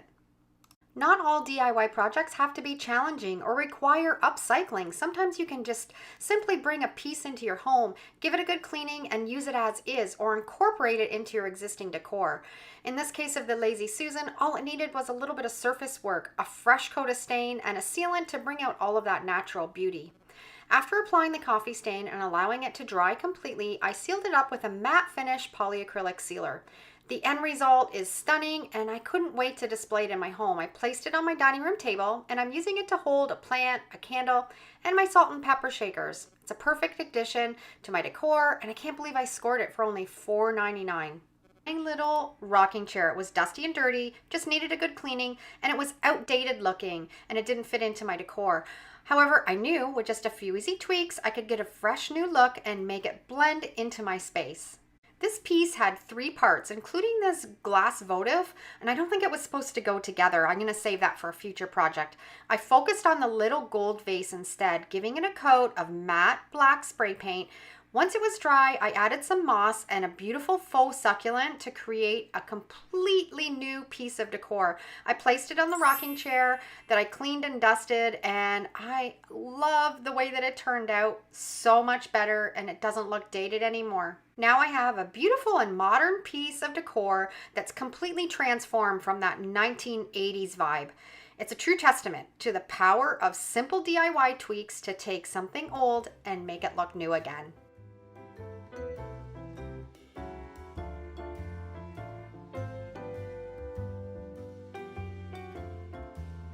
I found a really beautiful cutting board at the thrift store for $5.99, and cutting boards can be really expensive.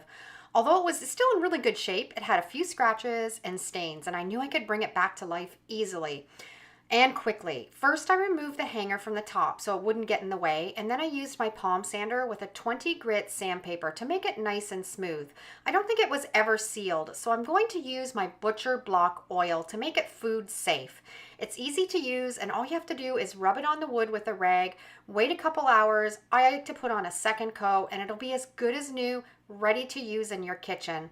I'll put a link down below in the description to this product. Other products that you can use to seal a cutting board to make it food grade is mineral oil, or you can also use beeswax. These are commonly used to seal up cutting boards. It's important to avoid using regular cooking oils like vegetable or olive oil, as these can go rancid and potentially contaminate your food. Upcycle is this vintage basket that I found at the thrift store for $3.49. While the teddy bears in the basket are incredibly cute, the overall design was just really outdated, screaming early 2000s. However, the basket itself is in great condition and it has so much potential. I decided to strip everything down to the basket so I could use it for a new project.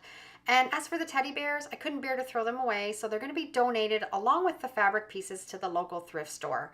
And I'm sure they're going to bring joy to another little owner. Do you remember when we used to dot letters with paint? Back in the early 2000s, this little heart had that technique done on it, but it can be upcycled and made beautiful again. With just a simple cleaning and some faux greenery, this old basket looks perfect again. But that's not all. Let me show you what I did with this little wooden heart that was on the inside. After sanding it down to reveal that natural wood grain, I just left a touch of that original white paint for that charming whitewashed effect. I sealed it all with some polyacrylic sealer. Store finds don't have to be left behind just because they look dated. With a little bit of imagination, you can upcycle them into some beautiful home decor that's going to blend in with your modern decor. So don't overlook those secondhand treasures. They might just be that missing piece that you're looking to add to your home.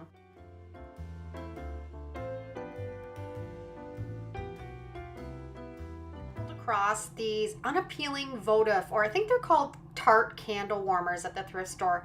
Yet there's always potential for them to become something much more beautiful. With just a quick and easy coat of spray paint, these dated finds can be instantly updated.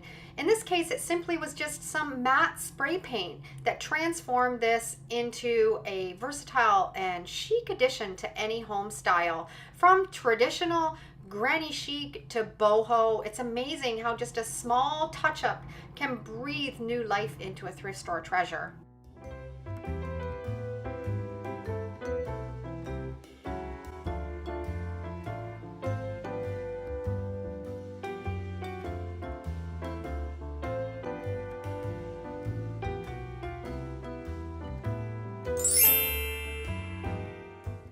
Upcycling has never been any simpler, and I recently picked up this wooden bowl and a candlestick holder at the thrift store. We're going to merge these two together into a single piece in an effortless way to upcycle. The secret? Just a dab of E6000 glue or any other powerful adhesive that's going to permanently fuse these items together. All you need to do is place the bowl on a flat surface and position the candlestick holder in the center and ensure that it's perfectly aligned. Let it dry. And voila, in no time, this upcycle can be transformed into a chic little catch-all for jewelry, a perfect addition for you to hold some keys, or maybe a stylish kitchen accessory to keep ingredients handy while you cook. Possibilities are endless, and this DIY project is both speedy and uncomplicated. Let's try to upcycle one item a day for a more sustainable future.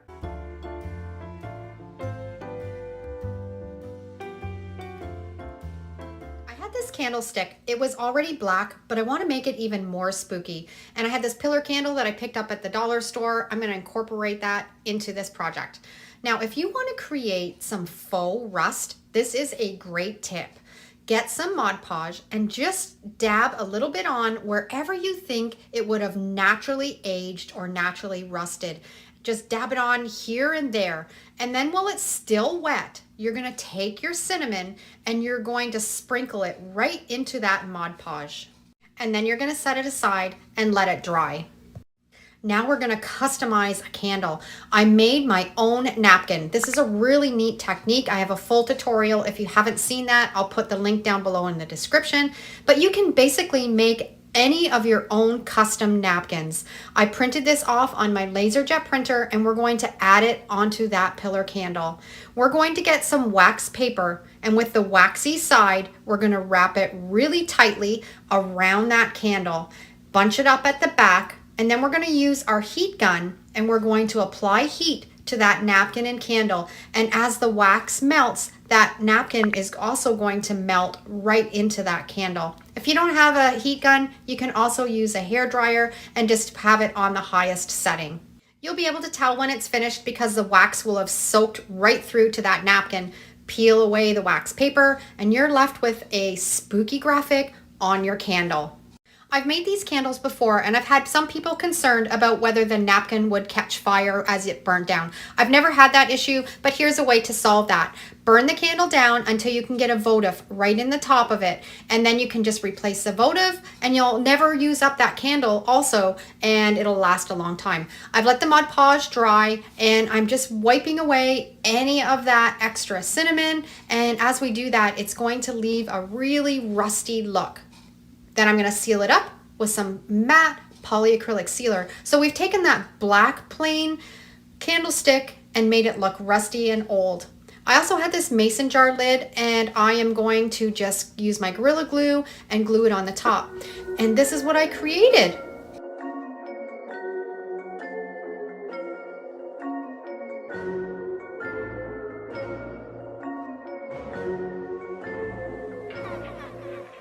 Next project is a scrap piece of wood that I've painted with some black and white homemade chalk paint and a bat that I found at a yard sale this summer. I really distressed both pieces with some 80 grit sandpaper, making it look old and spooky. And I'm going to take some of my green acrylic paint and I'm just going to flick it everywhere on top of that sign just so it looks like it's chippy and old. I'm going to put a graphic on this using my Mod Podge reverse graphic transfer method. Printed this off on my LaserJet printer, making sure to reverse the text, and we're going to use a Mod Podge mat. All of these graphics that I'm using today and any of these projects are available in my Etsy store, so you can head over there after the video and check them out. Putting a light coat over that whole piece of computer paper, gonna center it where I want it on the sign, and then set it aside and let it dry for 24 hours. After the 24 hours, we're gonna dampen it with a little bit of water, rub off all of that paper, and we're gonna be left with a spooky graphic on our sign. Now I want it to go in those little drips of blood. I've taken my acrylic paint and I'm just painting on any of those drips with the red paint and just making it look like it's drippy and gory. I went through my stash and I found this old spring, not even sure what it was off of, but it's gonna work perfect for this sign. I have these little staples. I'm going to put one on each end of the sign, and then I'm gonna wire that spring on the top so it creates a really fun hanger for this sign. So here's our before, and here is what I created.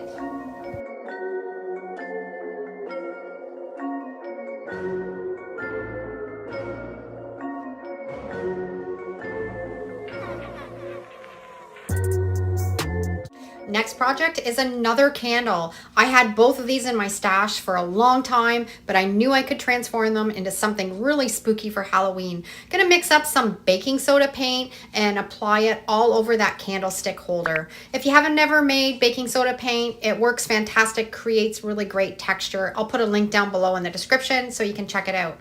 Once it's almost dry, I'm gonna roll it in mud. Just roll it so it gets in all those little nooks and crannies and push it right in so it looks grubby and dirty. And then I'm going to set it aside and let it dry.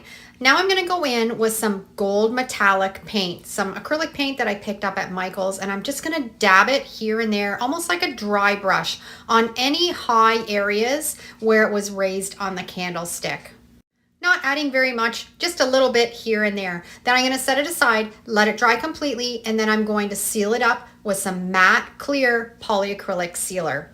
I've put the taper candle in the candlestick holder, and now I've taken another votive and I'm lighting it. And what I'm going to do is, as everything is burning down and melting, I'm going to melt some more wax so it drips down that candle, so it gives that old, really antique look to that candle, as if it's burned forever and just dripped all over the place. And just be really careful doing this process. We don't want to burn ourselves or get any hot wax on us. And I'm just rotating the candle around so it's dripping everywhere. So here's our before, and here is what I created.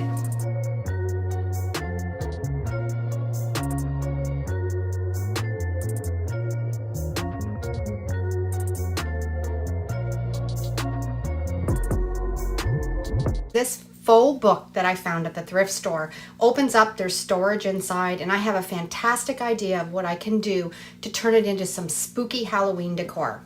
I put one coat of that black chalk paint over that entire book, and now I'm going to put on a coat of my white homemade chalk paint. I like layering up the colors because the black is going to peek through and make it look old and dirty and spooky when it's all finished. Now I went out into my garden and I just got some dirt, and I'm gonna rub it right into that dry chalk paint. It's gonna give it that really dirty look, like it's been a well-used book with dirty fingers all the time.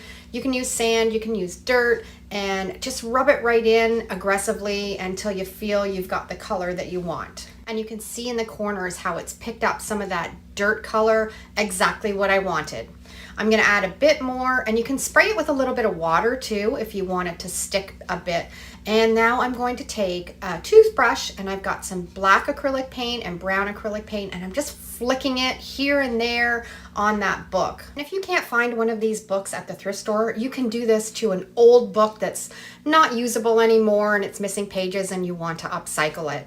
You just won't have the storage on the inside. And I've got the perfect graphic that I designed for this project. I printed this off on my LaserJet printer, making sure to reverse the text. And if you like this graphic, it's going to be available in my Etsy store. I'll put the link down below in the description. We're using our Mod Podge mat, and we're going to put that liberally over that whole piece of paper. Now you can do this technique with an inkjet. I have lots of comparison techniques, so I'll also put those links down below and you can check that out also. I also wanted to put a graphic on the spine of the book, so I just used a portion of that graphic to do that also. Now I want to work on the pages of this book. I just took some acrylic brown paint, brushed it on, and then wiped it off with a paper towel, added a little black too, and I just think it gave it that touch of the pages. Now these graphics have sat overnight. We're just going to dampen them with a damp rag with some water until you can just start to see the graphic show through, and then we're going to rub off the paper and we're going to be left with this spooky graphic on the front of this book. I use this technique a lot on my channel because it's so versatile and it's so affordable. All you need is some paper and some Mod Podge and some patience. So here we have our graphics on the book. I'm adding some more dirt so I can get some more aged look, and this is turning out fantastic. And I'm of course making a huge mess too as I'm doing this, but it's going to be worth it in the end. I'm going to seal everything up with some polyacrylic sealer, and we've taken this faux book from the thrift store and turned it into a fantastic piece of Halloween decor. And you can fill it up with candy or treats and have out to display on Halloween night. We're starting our first project by updating this old vase. It has a nice pattern, but I don't really care for the color, and the handle had been previously broken and fixed. So luckily I picked it up for $7.99 and it had an additional 50% off, so that was a really great deal. But we're going to add some texture to this using my homemade sand paint. If you have not painted with sand paint before, you need to give this a try. The texture is fabulous. I had this old tester that's almost like a cement color and some sand, and we're going to mix it all together. I have a full tutorial for this recipe. I'll put the link down below in the description, and you can watch that after you watch this video. So I'm just incorporating it all together, and then I'm just going to paint my entire vase. This adheres really well to any surface because the base of it is chalk paint, so you don't need to worry about it chipping or peeling off. Revamping thrift store finds that don't match your home decor is such a breeze with maybe just even a simple coat of paint or a color change. And it's amazing how you can give them a fresh new look and take something that's really dated and vintage looking into something that looks modern and fits your home decor better. As you can see, this homemade sand paint is already turning this vase into a beautiful piece that's not dated anymore. While we're waiting for that to dry, I picked up this candle for $1.99, and again, it was 50% off, and I have some of this paint left over, so I'm just going to paint it the same color that we did the vase. First coat's on. I'm going to set this aside and let it dry. To speed up the painting process, a heat gun on low setting can come in handy for drying the paint quickly before you add the second coat. As for the second coat of sand paint, I prefer to dab it on to create more texture, either by pouncing the brush or using a sponge. And now that the first coat on the vase is dry, I'll apply the second coat by pouncing that sand paint onto it. I stumbled upon the paint I used in this project in the Oops section at Home Depot. That's a great place to scout for affordable paint deals. It's always worth checking out. I sealed both of these projects with some spray polyacrylic sealer. And check out these transformations. They no longer look dated, and they have more of a modern look that blends perfectly with my home decor. And best of all, I was able to accomplish this on a budget. This one is a really special project. I found this vintage light fixture without a base, and I decided to turn it into a table lamp. Luckily, I found a base that had a light already in it, and that globe fit perfectly on top. I just needed to find a way to make that light fixture sit on that base and not fall off and be a little bit permanent, but be able to still remove it if I needed to change the bulb. I was trying to figure out how to make it work, and I came up with the idea of using double-sided tape to hold that light fixture in place. I think it should work well enough because it's pretty secure even though it won't be permanent. I often come across these light fixtures at the thrift store and I'm always drawn to them because I love to upcycle them. I recently found another one and I turned it into a planter that I put a pothos in, and it's absolutely gorgeous.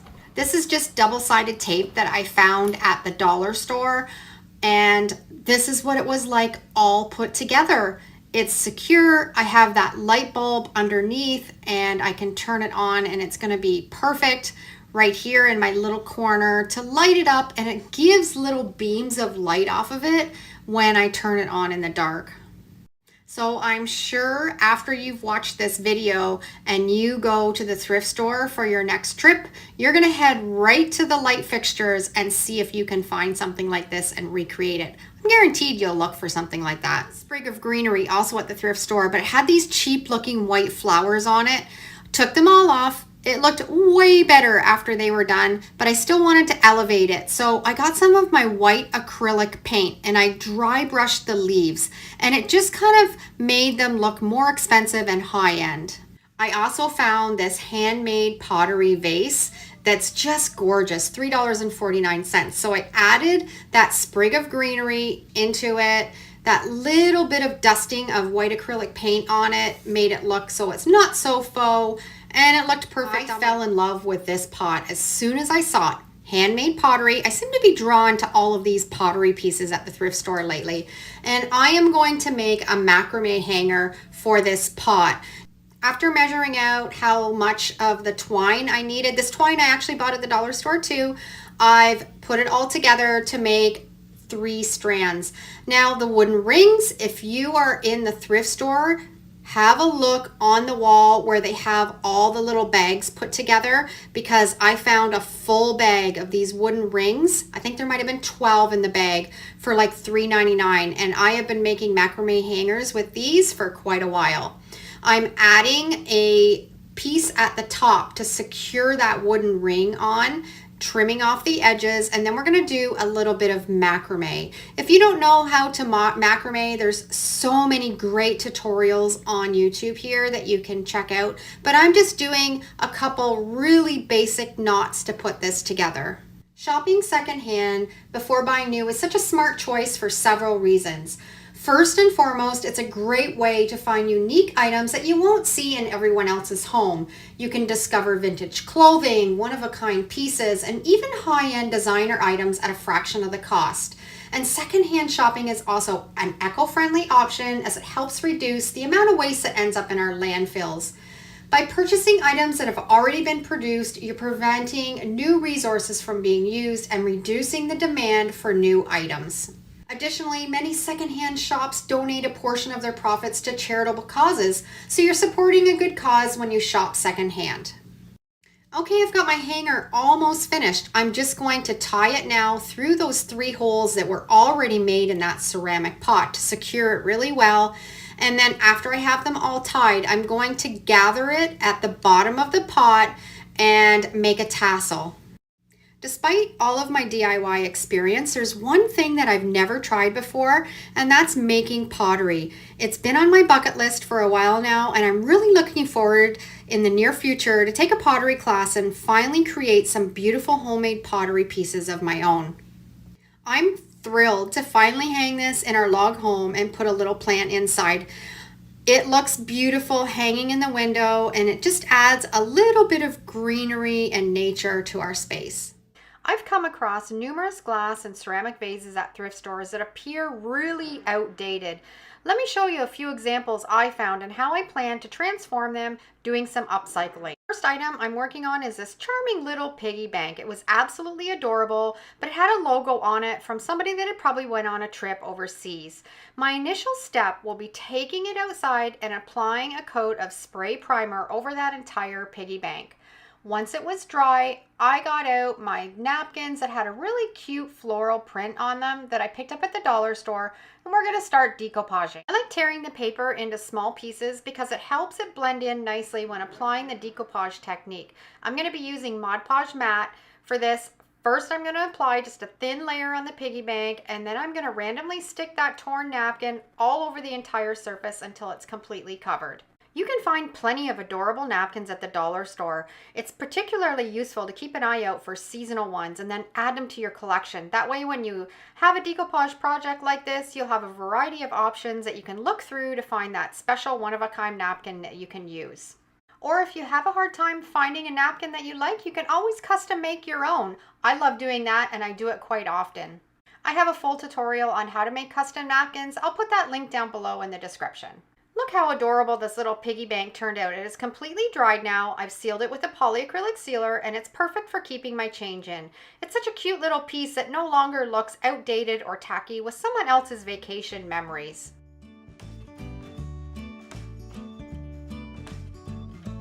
This candle holder has a really outdated look to it. If you're a fan of blue, it could be a great addition to your home decor, but since I don't have a lot of blue elements in my home, I decided to give it a makeover using some coffee paint. This incredible textured paint is perfect for revitalizing old items and giving them a modern touch. I mixed it with my own coffee grounds, and you can find a detailed tutorial on how to make this recipe on my channel. I'll provide the link to that down below in the description, and if you want to give it a try. Additionally, I also have a recipe booklet in my Etsy store that includes this particular recipe. To transform the candle holder, I started by applying a complete coat of that coffee paint and letting it dry thoroughly. Then I added a second coat to enhance that texture, patting it on. Finally, I sealed it with some polyacrylic sealer, and by doing so, we've turned this dated candle holder into a stunning modern piece that will perfectly blend into any decor due to its neutral color.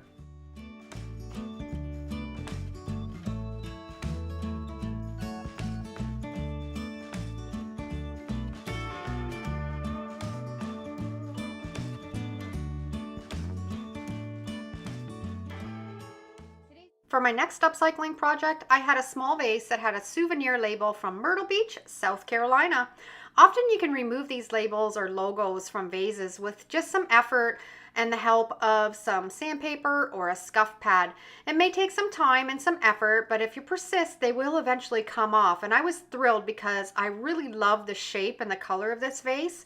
And I was delighted when I was able to manage to successfully remove and smooth out that tourist label from Myrtle Beach and give me an updated vase that I can add into my home decor. Like the piggy bank, which had an enamel paint likely baked right into the glass, this vase seems to have a stenciled design, making it easier to remove with some elbow grease.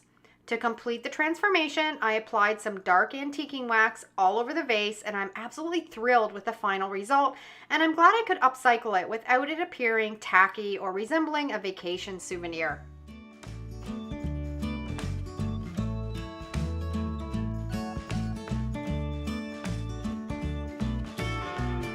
Now let's see what we can do with this item. Once again, I really love the shape of it and the lid, but the graphics on it don't align with my personal style. It appears to have been maybe like a tobacco container or something similar, as the label seems to be that enamel paint again, so it's not going to sand off that easy.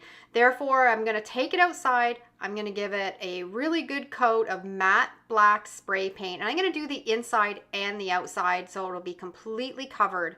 And then I'm going to let it dry before I go on to the next step. I didn't like that dated varnish on the lid, so I used some 120 grit sandpaper and I sanded it off. And after that, I sealed it with a polyacrylic sealer. Now let's get back to that jar. My goal is to give it an aged, worn pottery look, and to achieve this, I went out to my garden and I gathered up some dirt, and then I proceeded to rub that dirt into the spray painted surface, working it in and brushing off the extra as I went along. Finally, I applied a coat of Mod Podge matte. This technique is absolutely fantastic. And once I had it completely covered with the Mod Podge, I went back to that dirt, and then I'm just going to sprinkle it into that wet Mod Podge. Once completed, it transforms a plain pot or vase into something that resembles an old vintage ceramic piece from a bygone era and looks like it's been around for a century. You can achieve this effect with just a little bit of Mod Podge and just some dirt. I set it aside, let the Mod Podge dry completely, and then I went in and I just rubbed off any of that extra dirt, exposing little bits and pieces of that black underneath to give it even more of an aged look. When that was done, I went back with the Mod Podge matte again and sealed it all up.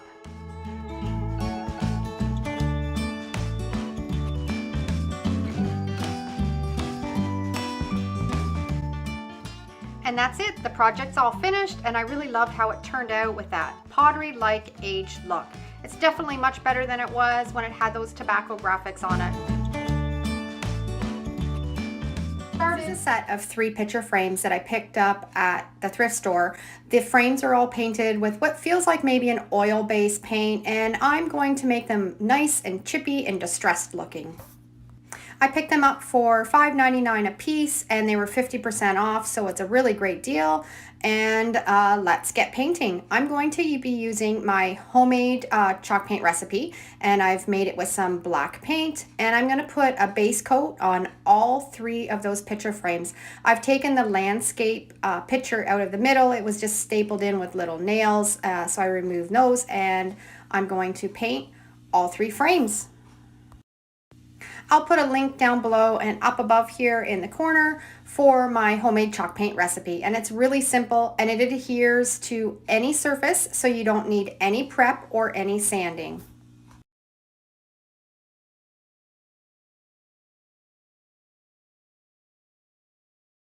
And I'm also going to paint over all of these landscape print. These are just prints, they're not actual pictures.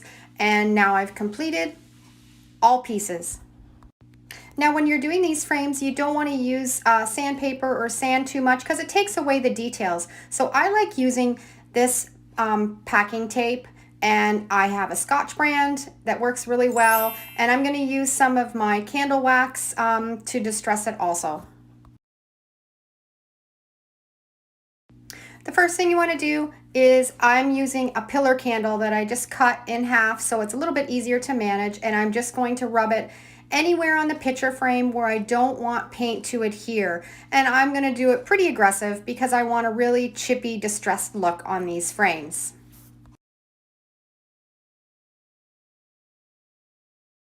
And I like using these little candlesticks because it will get in the little corners where you can't with that pillar candle, and you're just going to rub it anywhere where it would naturally, if it had aged, had paint removed. It's really great for getting in these little corners, and it just gives it so much more of an authentic look when you can get in those little places.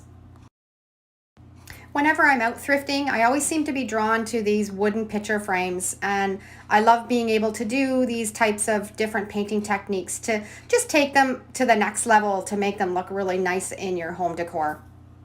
I'm doing really neutral colors today, just black and white, but you could use some really funky colors and layer up this paint with this technique and it would look fabulous.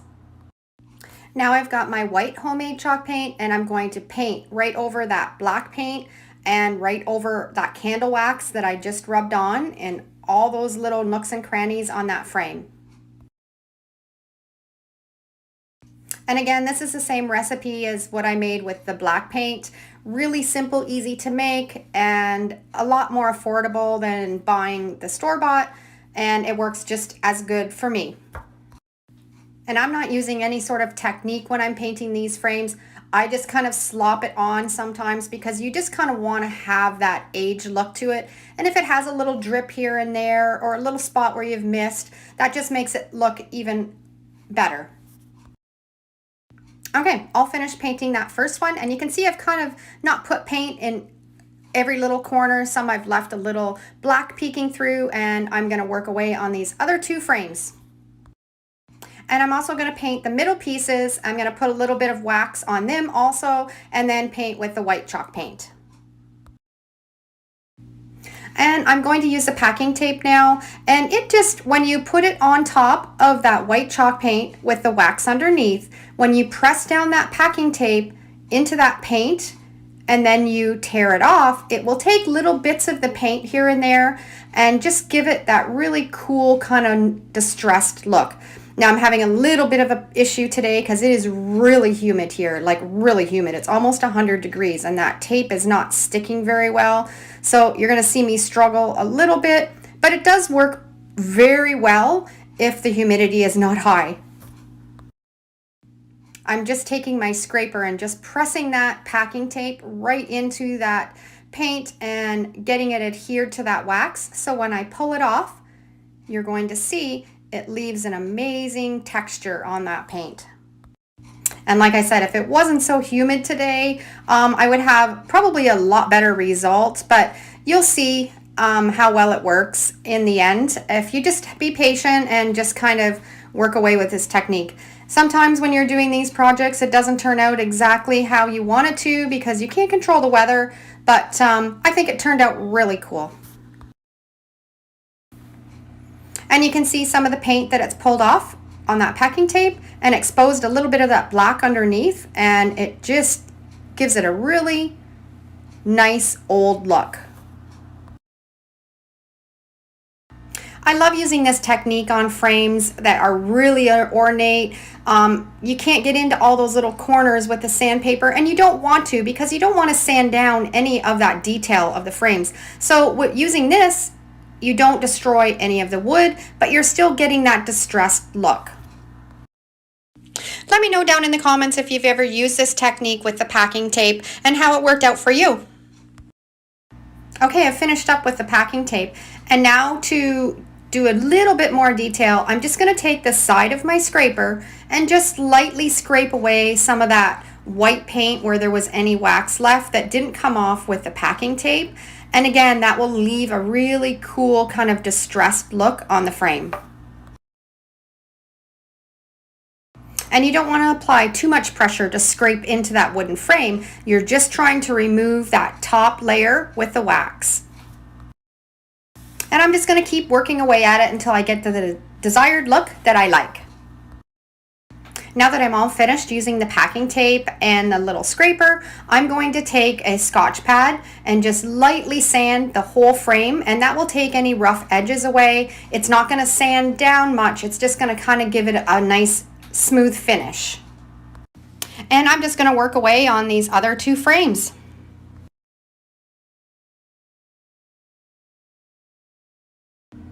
And I have the 3 frames all finished, and I'm really happy with the way they turned out. They look so chippy and distressed, but I haven't taken away any of that detail of the actual frame by sanding it down with any coarse sandpapers. I've just done it with the packing tape and with a scraper.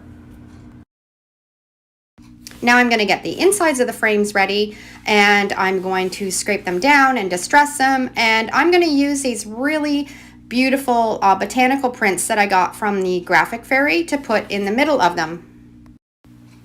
To do these graphics, I'm going to use my Mod Podge mat and do my reverse graphic transfer method.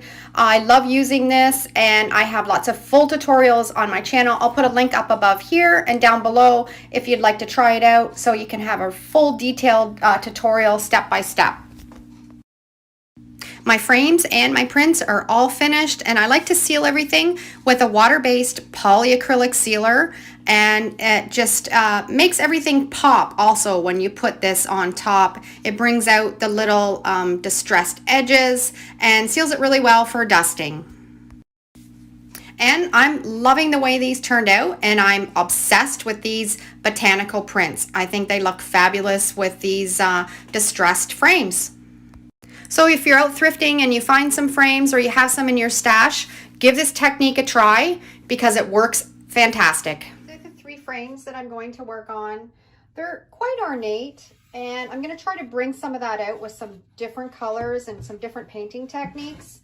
And they're kind of dirty. I've had them stored in my shed since the summertime. So I'm going to take a wipe and wipe them down really nice and clean, and then get started painting them. This is the first frame that I'm going to work on. I think all of these frames I picked up at a yard sale. I don't think I paid over $1 for any of them. But what I'm going to do with this one first is I'm going to put a coat of my black chalk paint all over the frame and all over my piece of MDF board that fits in the frame. So I'm going to work away on that.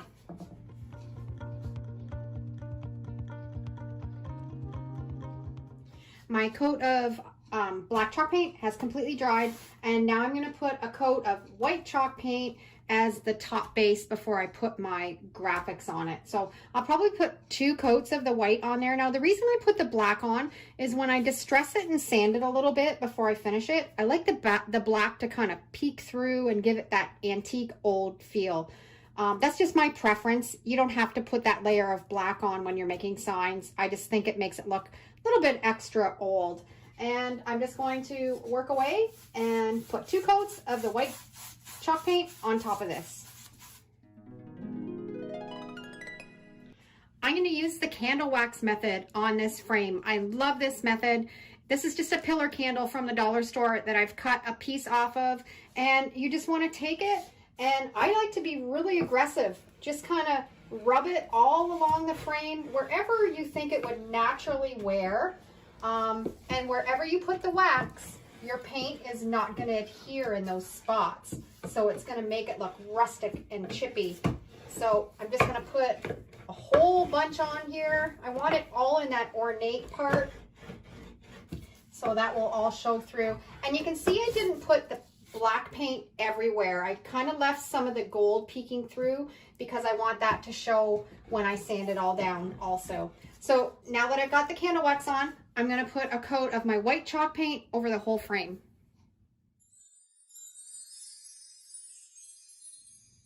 Okay, my layer of white chalk paint has completely dried, and I kind of like the look of it. It kind of had the stain leach through it a little bit. It's got a really rustic look now.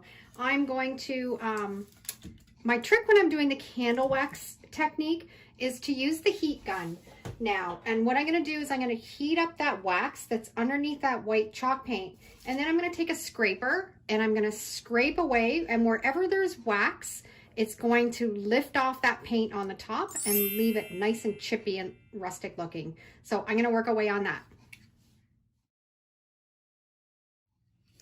Now you can see when I'm scraping, I don't scrape this way, I scrape away, and just very lightly. And as you're doing it, you can see that it pulls up all those different colors underneath. There's not really any right or wrong way. You just keep kind of doing it until you like the look of it. And put your picture in it.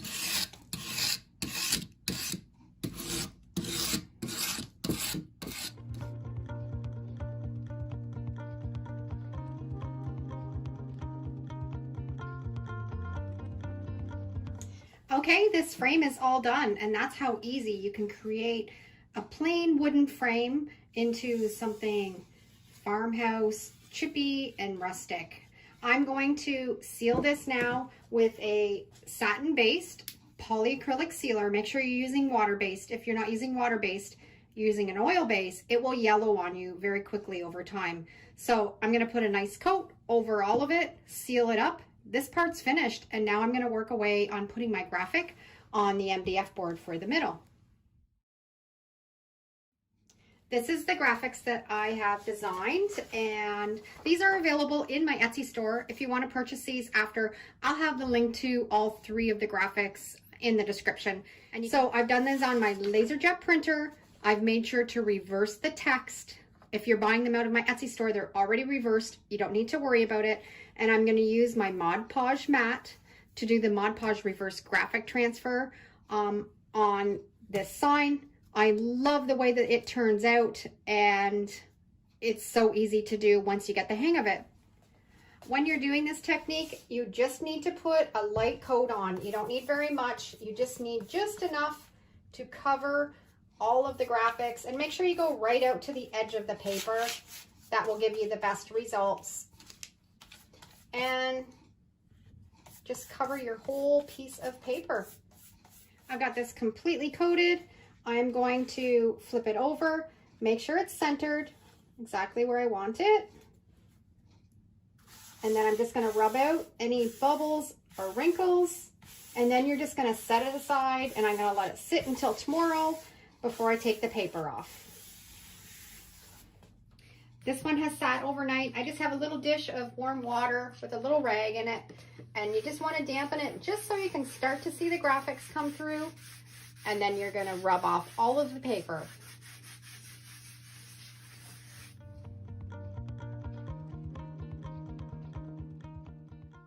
I've got all the paper rubbed off this graphic, and now I'm just going to put a coat of my polyacrylic sealer on the top to seal it up really nice.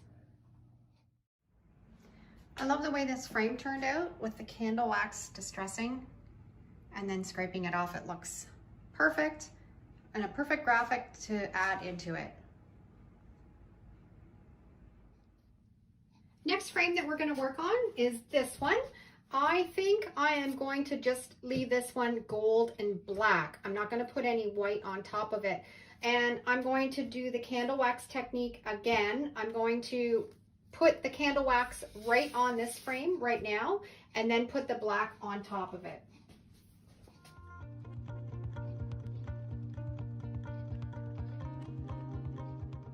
The black's all dry. What I'm going to do next creates an amazing finish, and it's done with packing tape. You just take a piece of packing tape and you press it right into that frame, into all of those grooves. Press it down really well, and then when you peel away, you're going to peel away little bits of paint here and there, so it looks like it's kind of worn off. And I love that look. So I'm going to do that over the whole frame. I'm going to do a little spot here to show you on the ends what it looks like. You're just going to really press it right in there, and then just find the end, peel it off, and that's what you're left with.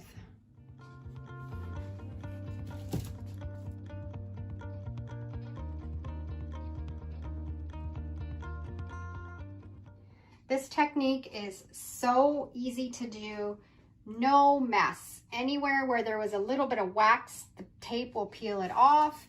And anywhere where there's little bits of paint that haven't adhered very well, the tape will peel it off. And you can use the tape more than once. You can kind of use it a couple times, and then it'll take less off when it's less sticky and more off when it's more sticky. You just kind of play around with it, but I love the effect that it gives. This one's all done. I'm going to seal it up with some polyacrylic sealer, and then I'm going to work on the middle piece of MDF board to put the sign on next. I'm now going to do the center board for this frame. I've pulled a lot of gold out in it, so I had some gold acrylic. I think that's what I'm going to do as my base on this one. Do some maybe gold, some black, and then finish it off with a light coat of white. Okay, I changed my mind. I had thought maybe I was going to put some black, some gold, and some white. And then once I finished the gold and I put the frame up with it, I love it. So I'm going to do my graphics right on top of this gold and do the Mod Podge reverse transfer method. So I'm going to get my graphics printed off right now and get them on this board. I've got the next graphic printed off. This has got a lot of farmhouse feel. I love this one. Also available in my Etsy store if you're interested. I've had to print it out on 2 sheets of paper. I have a video on how you can size your graphics if they're bigger than a sheet of paper. I'll put a link down below in the description for how to do that. And it's really simple and really easy to do. So now I'm just going to cut this out, place it where I want it, and put on the Mod Podge for the reverse transfer method.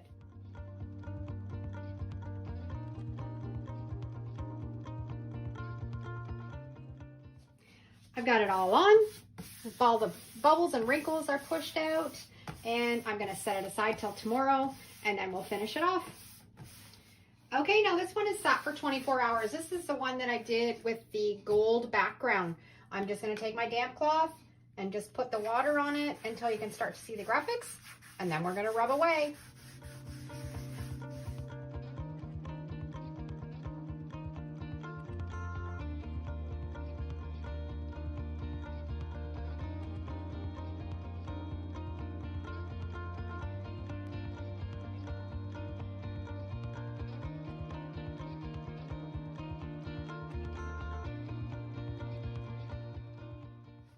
Okay, I've got all the paper rubbed off on this.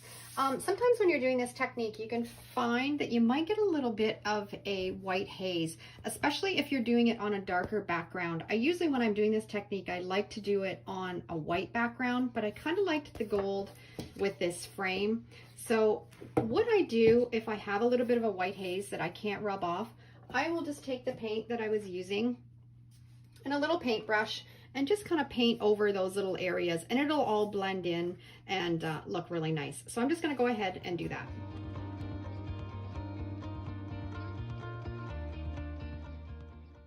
I've taken all that little white bits of cloudiness away, and if you still see a little tiny bit, you don't have to worry. When you put a coat of the polyacrylic sealer on, it will seal everything all up and a lot of that will go away. So I'm just gonna put a really good coat of polyacrylic sealer on this. I'm so happy I chose the gold background on this. It looks fantastic with the gold accents in the frame. I just love the way that it turned out, and I love this graphic. On to the next one. Third frame. I think I kind of want to keep it the wooden color, and it looks like it's had maybe some plaster or something that has been kind of pushed in to these grooves. I'm going to give it a light sanding, bring that all up, get rid of some of this reddish color, just basically clean it up, and then I'm gonna coat it with some polyacrylic sealer to seal it all up. I'm just using a 80 grit sanding block, and I've got some finer, I think this might be 120, and I'm just kind of working away on it, and you can see how this is really red, and it's got like a gold tinge to it. What I've done is I've sanded this right down, and it's got rid of all of that gold, which I like much better, and I'm sanding down some of that reddish tinge, and I'm really liking it. A little bit of work, but it's going to be worth it. I got it all done. I got a coat of the polyacrylic sealer on it. It's not perfect. I didn't get a lot of the red out, but it certainly looks better from when I started. And now I'm going to paint the inside MDF. I've just squirted on some of my acrylic paint in burnt umber. I'm going to do that as a base coat, and then I'm going to put a couple coats of the white chalk paint on top of it. So when I kind of sand it down a little bit, this brown will peek through, and then I'll have the white top. So we're going to get busy.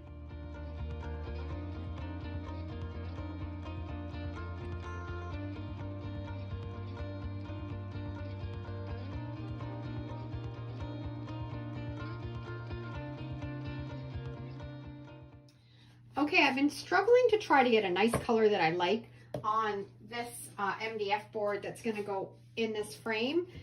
And I didn't like the stark white. I tried to do some kind of dabbing of different colors, and I wasn't really feeling it. And then I thought the color of the frame is almost like a cinnamon color, and that's when I'm trying to get a light cinnamon color. I grabbed my cinnamon, and I'm just going to rub it into that MDF board and see what that looks like as a base before I put my graphics on.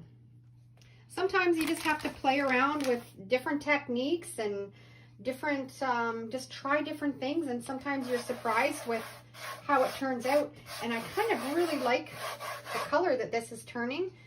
I'm just rubbing it into, the paint isn't quite dry. It's still a little bit damp, so that gives the cinnamon something to kind of stick to. I'm just kind of just rubbing it all over, and then I'll brush off the extra cinnamon that's not staying on, and we'll be ready to put a graphic on it, and I think that will give me the color that I'm gonna like.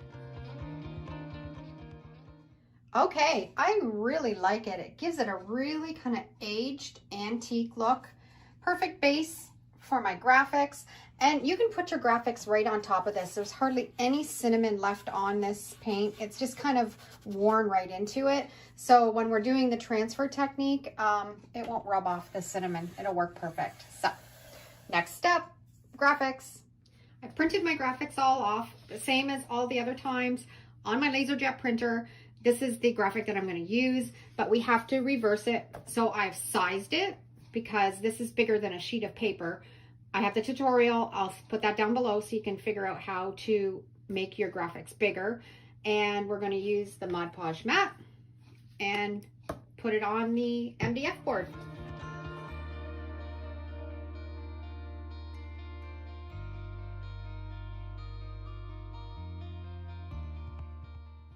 Okay, now we're going to work on the last one where I did the background with a little bit of that cinnamon color. I'm just going to take my damp rag and just dampen it until I can start to see the graphics show through.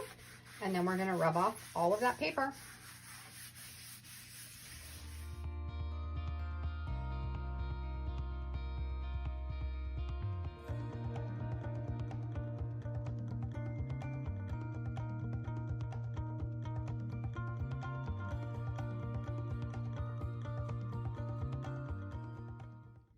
I've got all the paper rubbed off of this.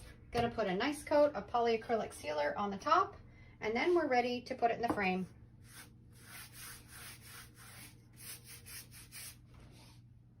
Adding the cinnamon into that paint gave it that extra special touch that it needed. And I love that I just kept the frame kind of natural and just sanded it down a little bit. I love it. I'm really happy with the way all three of these frames turned out. And like I said before, I've probably paid $1 for each frame, and I had some scrap MDF that I cut to size to fit the frames, so they are really affordable to make. Sometimes I get the best results just trial and error, trying out different things, and they turn out in the end exactly how I want them to.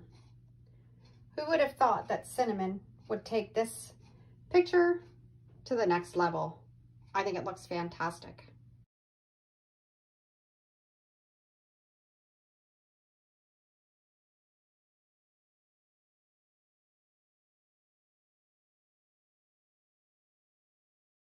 Okay, we're ready to start this project. I'm not sure about the frame. I might add another color on top once I get it all finished and I do my dried flowers and see what kind of colors pull out. I might put another coat on this, but for now I'm just going to set that aside, and we're going to work on the graphics on this. So this was the inside of the frame. It's just the backer, and what I did was I put one coat of black chalk paint and then 2 coats of white chalk paint, and we're ready to put the graphic on. And now I've printed my graphics off. I made my graphics and then I've printed them off on my LaserJet printer, and you have to make sure that you reverse your text. I just printed this off just to show you the quote that I made. And in a field of roses, she is a wildflower. And I thought that was appropriate when I'm going to add all my dried flowers all along the bottom. And I printed it off on my LaserJet printer, reversed the text, and I sized it to the size that I wanted for this piece of wood. And we're all ready to put it on with the Mod Podge. I'm just going to cut it down to size so it fits better on the piece of wood.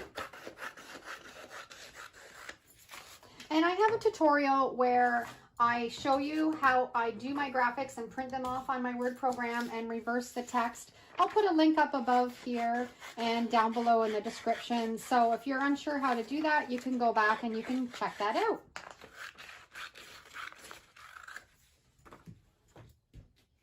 To do the Mod Podge reverse graphic transfer, I'm using the Mod Podge mat.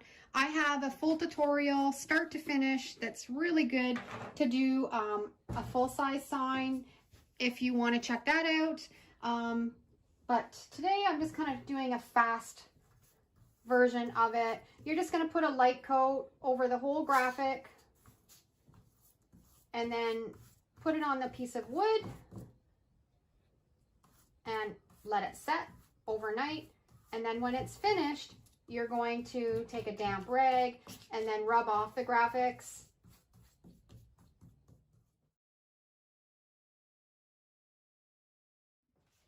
Okay, I have the graphics all on. I'm just rubbing out any wrinkles or bubbles. It's all good. I'm just going to set this aside, let it dry thoroughly. I usually leave it overnight, and then we'll be ready to rub the paper off and we'll have a beautiful graphic. Okay, this is completely dry, and now we're going to take a little damp rag and we're just going to dampen the paper just until you start to see the graphic show through. And I like to do it in sections, so I'm going to do this section first and work away at it, and you just rub it until all the paper comes off. And you just kind of go gently and just get the feel for it. And it takes a little bit of a knack and a little bit of patience, but it works perfect.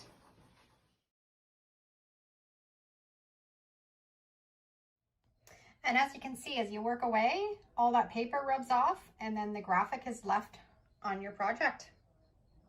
Okay, I'm gonna keep going.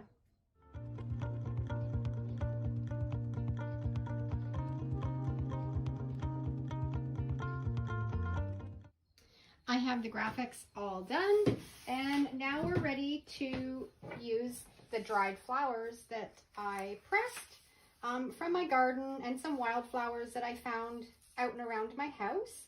So what I'm going to do is I'm just going to kind of lay them out, see how I like them, and then I'm going to Mod Podge them onto my piece of wood. So it'll all be incorporated into one, and the frame will then go on when it's all finished. So I'm just going to work away on these dried flowers and see how I like them.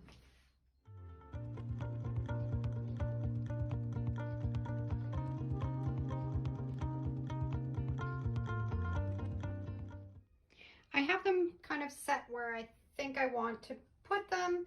So I'm just going to take my time and just Mod Podge them onto that board. And I'll probably fiddle with it a bit, but I am loving the way that it's going to look and all the colors of those flowers. So I'm going to get my Mod Podge out. I have this set up so I have the base of the dried flowers of how I want them. I'm using my Mod Podge mat, and there's not really a real special technique to this. You just want to, now these are really brittle from when I dried them. I'm going to put a little bit on the back, just gently, because you don't want to break any leaves off. Just kind of pat it on. And then flip it over and kind of just place it where you want it. And then just gently, just take your paintbrush and just add the Mod Podge. Make sure you have a real good coat on it so it's going to stay put. And then we're just going to just do section by section and layer it on.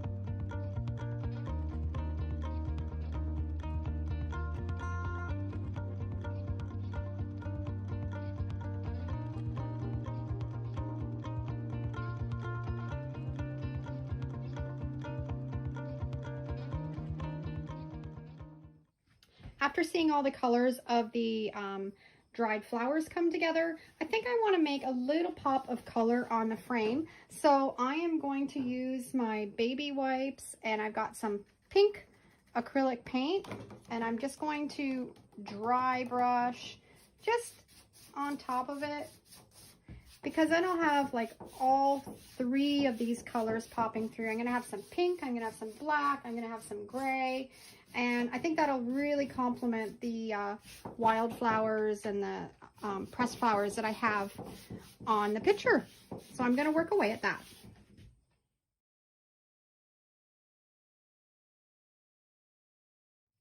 And I think that was a really good idea to add a little splash of pink to the frame. I think it's going to look really good with all those dried flowers in that graphic. And I'm ready to put this into the back of the frame. It's all dry. Loving the pink. That was an amazing choice to do that. So I'm just going to put this in and then use my hot glue gun just to secure it back into the frame. I have a collection of some dried flowers, some faux flowers, and I think I'm just going to nestle them in between. It'll give it kind of more of a 3D look, and it might brighten it up a little bit, because I find some of the dried flowers When I dried them, they kind of went a little bit darker. That's why I added a little bit of the acrylic paint to make the colors pop a bit. And I think this will finish it off really well. I'm just gonna use hot glue from my hot glue gun and just kind of place them where I think it's gonna look the best.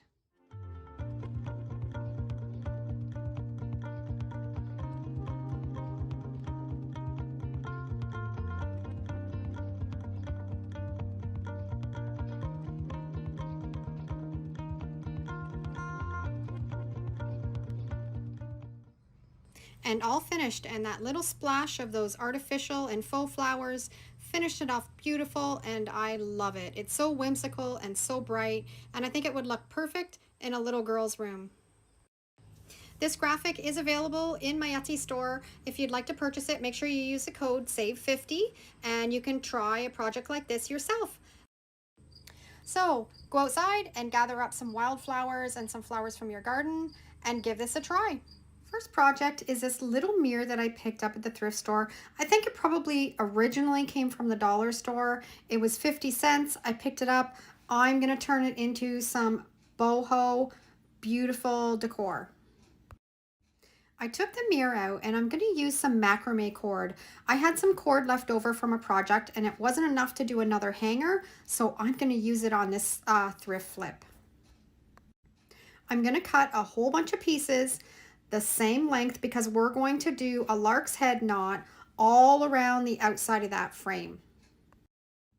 Now that I've gotten them cut all to the length that I want, we're just going to start putting those all around that little plastic frame. These were made quite cheap from the dollar store, and by adding this fringe on it, it's going to really make it look high-end, and it's really simple to do. Might take 15 or 20 minutes to put together.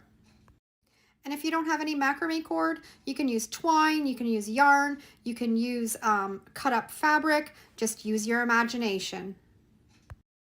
If you want to use some macrame cord, I'll put a link down below in the description for my favorite. I've got them all tied on around the whole outside of that plastic frame. Now we're going to unravel all those ends so they can be nice and full. Grab a coffee or a tea and work away at this. I actually find it quite relaxing. I'm going to now just take my comb and brush it all out, and then we're going to take our scissors and we're going to cut all around the outside to make sure that it's all the same length. I'm just using my ruler here to use as I cut along, so I'm making sure that it's going to be all even. And make sure you have a really sharp pair of scissors. These ones aren't probably the sharpest. If you had a rotary cutter, that would probably work really perfect too, and you could do it right on a cutting board. Now we're ready to glue that mirror onto the back of that frame just with some hot glue, and it is beautiful. It looks so much better than that 50-cent mirror that I picked up at the thrift store. It now looks like a beautiful high-end piece of decor. Next project, I went to my recycling bin and I grabbed an empty egg carton, and we're going to do something really beautiful with these. You've probably all seen these before. Did you know that you can make flowers out of these egg cartons, and they look so beautiful when they're all done? I'm just going to cut these into each individual little egg cups, and then we're ready to start our project. I've got them all trimmed around the edges, and now I'm just going to cut in each corner right down to the flat of the egg carton. It's going to take quite a few of them, so just work away and make sure you have really sharp scissors. Okay, I've got them all cut and we're ready to put them together. You're going to take your hot glue gun and put a little bit of hot glue right in the center, and then you're going to take another one and just kind of mold it a little bit and then put it so it's off-centered to the one below it, so it looks like petals. You don't want them stacked up so the petals are together, you want them off-centered. Now we're going to cut a strip off the top of that egg carton, and we're just going to roll it into a cylinder. Once you have it rolled together, put a little bit of hot glue in the bottom of that flower, and then put your cylinder in there, and you have a beautiful egg carton flower. So I'm just going to work away at putting all of these together so I have enough to go completely around my project. And once they're all done, these are really tricky to paint. I'm going to put them in the top of that eggshell container. I'm going to take them outside and spray paint them with some black spray paint. And I picked up another one of those mirrors from the dollar store that were at the thrift store that I picked up for 50 cents. And we're just going to glue those flowers all around the outside of that mirror. If you wanted to do different colors, you could take the mirror out of the frame, spray paint that round plastic part, and then spray paint your flowers so they would all match. The black fits my decor for where I want to put it, so I left it all black. And look how that took that plain ordinary mirror to the next level with those beautiful egg carton flowers. I love picking up vintage frames, yard sales, garage sales, thrift stores. Always pick them up, always have way too many. Had this in my stash, and I'm going to turn it into a beautiful sign. I want to change the color of the frame a little bit. It didn't have a back, so I cut a piece of wood to fit into the back. And I'm going to incorporate this old horseshoe that I found. It's seen better days, but it's going to look beautiful when it's all finished on this sign. Everything's going to get a coat of my black homemade chalk paint, so I'm going to go ahead and start doing that. Everything's got a coat of black. I didn't completely cover it. I wanted a little bit of that white to peek through.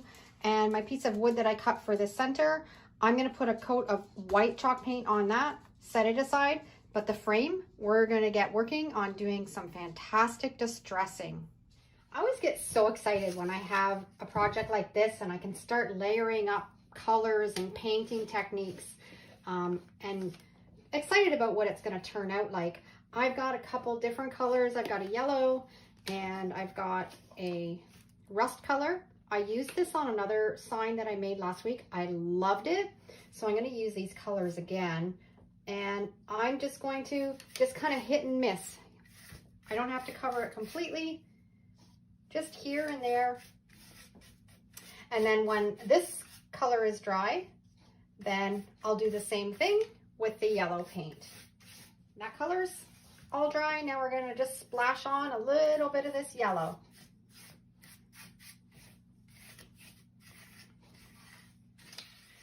We've got all those colors all layered on, and now we're going to use hairspray. If you didn't see my tutorial on how to distress wood using hairspray, I'll put the link down below in the description. Works fantastic, and it creates a beautiful crackle finish. What you want to do is you want to spray your hairspray over the entire frame and give it a really good thick coat. And then once you have it all covered, you want to let it dry completely.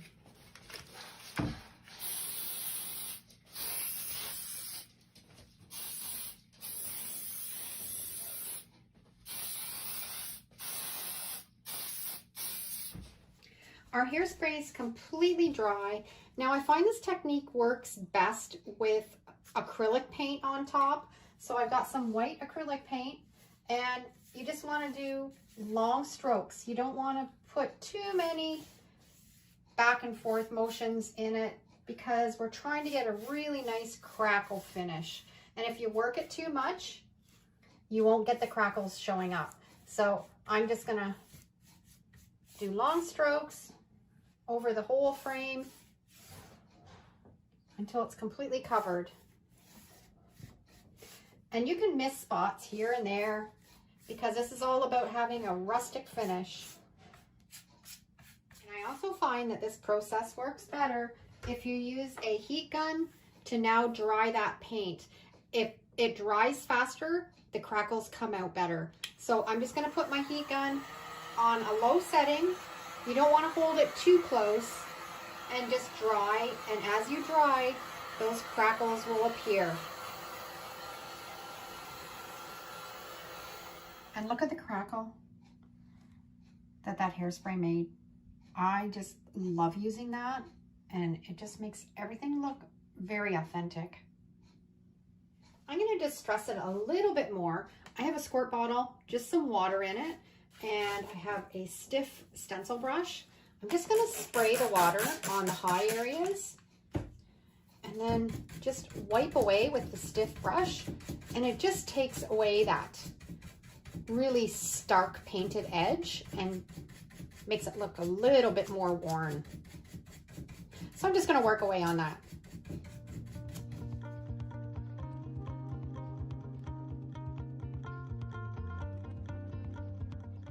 And after I've wiped off the area with my brush, I just like to take the sandpaper.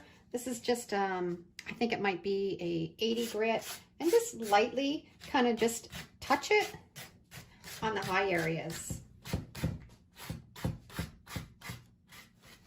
I've got it the way I like it. I've just got a rag. I'm just going to wipe it all down, dry it really well, and then I'm going to seal it with my polyacrylic sealer. I designed this graphic. I'm going to use my Mod Podge reverse graphic transfer method. Live like someone left the gate open. I think that's really appropriate with the horseshoe, and I'm going to apply it onto the base of the frame.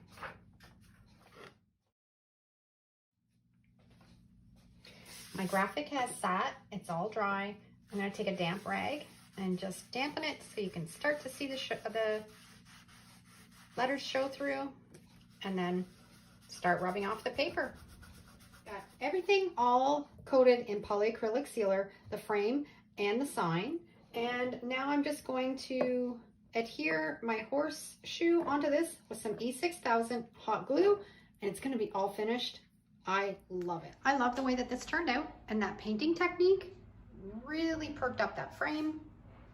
The little horseshoe, that was something that somebody probably threw out and didn't think there was any potential to it. And I thought it would look perfect with this quote. Next thing that I'm going to work on is these frames. I'm going to take the backing out and spruce up the frames. I picked these up at the thrift store for $4.99, and they were 50% off. So I thought that was a really good deal for some really good solid wood frames. And they just have staples in the back, just using my pliers. And I'm just gonna pull it out. I have them all taken apart, and actually the prints in them were little cards. They're kind of sun faded, but I kind of like them. I'm not going to put them back in these because that's not kind of the style that I'm going for with these frames, but I'm going to tuck these aside because I'm going to use them for another project. Okay, now we're going to work on the frames. I want to keep this the color that it is. So I've got some painter's tape. I'm going to tape it off so I don't get any paint on it.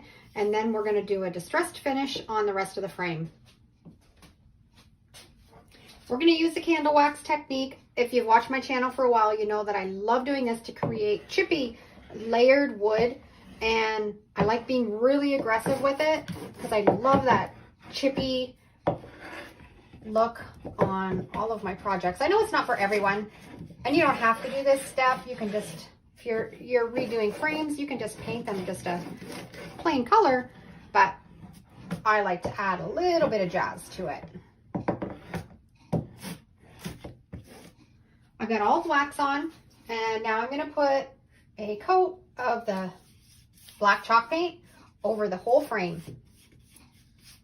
And wherever there's a little bit of wax, that paint is not going to stick there.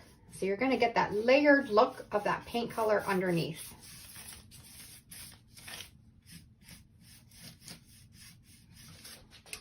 The coat of black is all dry. I'm going to use another coat of wax. Just going to kind of put it everywhere. And then I'm going to put a coat of white chalk paint on.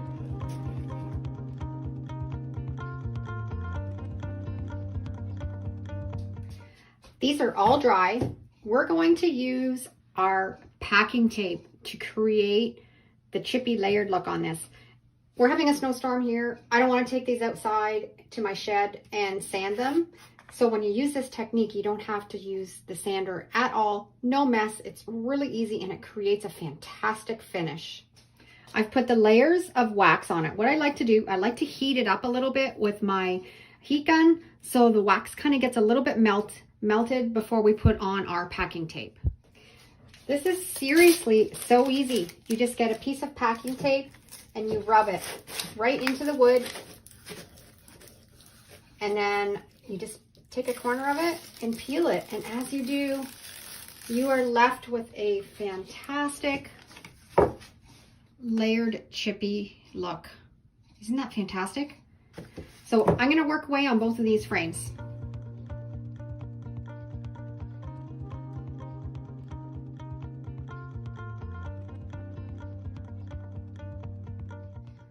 If you like this kind of look, you have to try this on some frames because it just works fantastic. Look at the chippy layered look that it gives. Okay, let's finish these off. You don't always have to do a transfer method or decoupage. You can just print off really great graphics and put them in a picture frame with glass. That's what I'm going to do with these. I designed these 2 graphics last week, and that's what I'm going to put in these frames. I'm just going to cut them to fit, and I think they're going to look fabulous with this rustic kind of frame. And we're just going to pull off the tape. I love that. I love the contrast of all the different colors. And they're all done. I love them, and I have a spot in my kitchen. I'm going to keep these ones for myself. I'm now going to work away on this ornate tray. I love the details in it, but I think I'm going to be able to make these details pop a little bit more. I'm going to use some wax. It's just an old pillar candle, and I'm just going to go along the edges a little bit so when I put the paint on, it won't adhere to wherever there's some wax. I'm going to put on a coat of acrylic metallic paint. This one is in spun gold. I've got 2 coats of gold on this and the candle wax underneath it, and I'm going to put another coat of the candle wax on top of this gold before I put on my last coat. Okay, and now I've got some baking soda paint mixed up, and I'm just going to put a coat all over it, just kind of slop it on. This is kind of a watery mixture of the paint, but that's okay. I didn't want it to be on thick. I wanted it to go on really thin because I'm trying to get a really aged kind of look on this tray.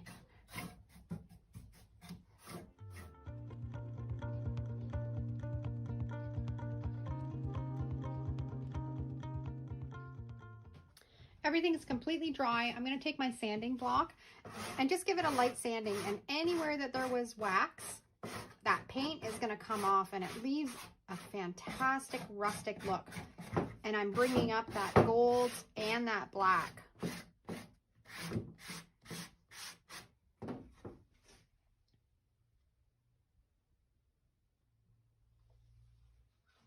Okay, I have this all finished and distressed, and I'm going to do a fun technique with this. I'm going to make these raised edges kind of look antique and rusty, and I'm going to do it with cinnamon and Mod Podge. Now I just put a little bit of the cinnamon in just a plastic dish, and I've got Mod Podge matte. You can also use school glue, that works fine too. And I'm just going to take a little paintbrush and just kind of rub it along wherever there's high spots. I want that Mod Podge just to stick on those places. I don't want it to be all over the whole project. So I'm just kind of, just lightly, just kind of brushing it on. I want it to give it a rusty antique look. I'm going to put some in the corners here and here. And then before it dries, you don't want it to dry because the cinnamon won't stick to it. I'm going to sprinkle the cinnamon on it, and it's going to give it a really neat aged look. I'm just going to get some underneath here. Okay, and then I'm just going to take a little pinch and just sprinkle it all over.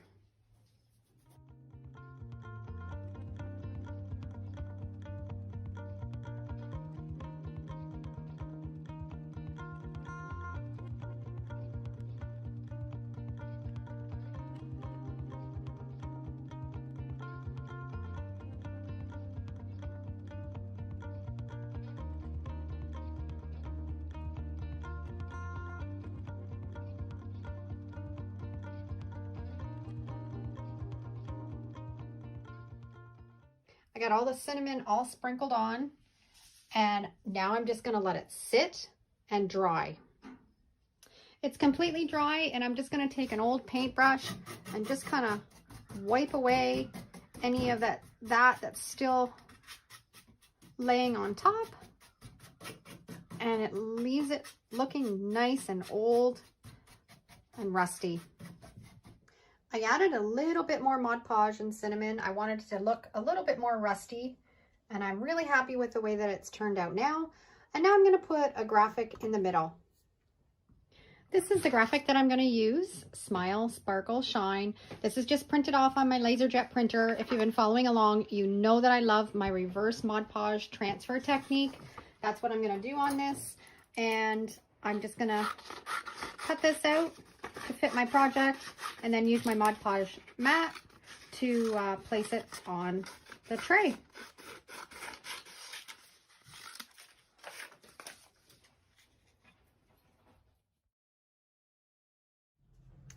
My tray is all dry. It's sat overnight, and now I'm ready to rub the graphic off on it.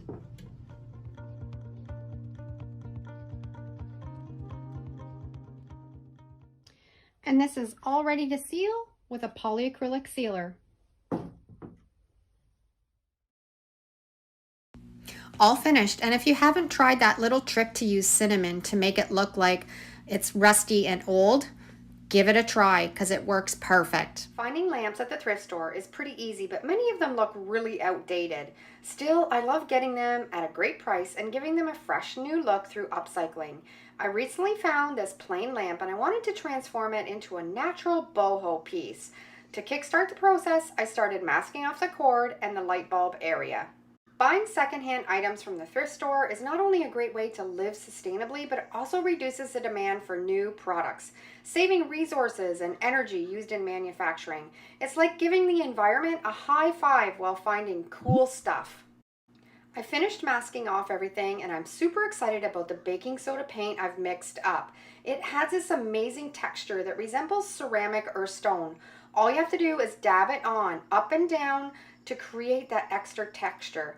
Making baking soda paint is a breeze, and I have a tutorial for you. I'll put that link down below in the description.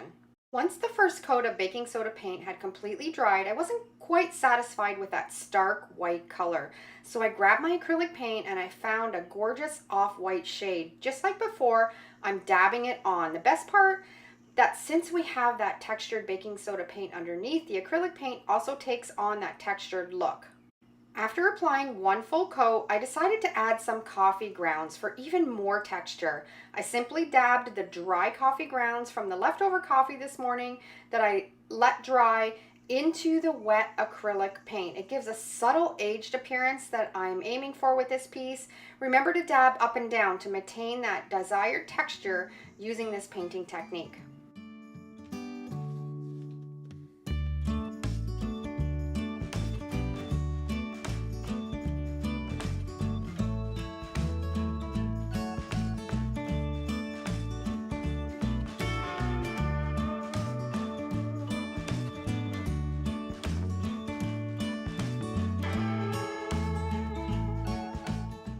Once everything had completely dried, I need to seal it up with a water-based polyacrylic sealer just to add that extra protection. Now it's time to shift our focus to the lampshade and make it equally as fabulous. I have a whole stash of ribbons, and I picked one that matches a lampshade beautifully. With my handy hot glue gun, I'm simply attaching it along the base of the lampshade. It creates a really nice ruffled look that instantly elevates this lamp. It's amazing how a little paint and a touch of ribbon can transform an old lamp into something fabulous.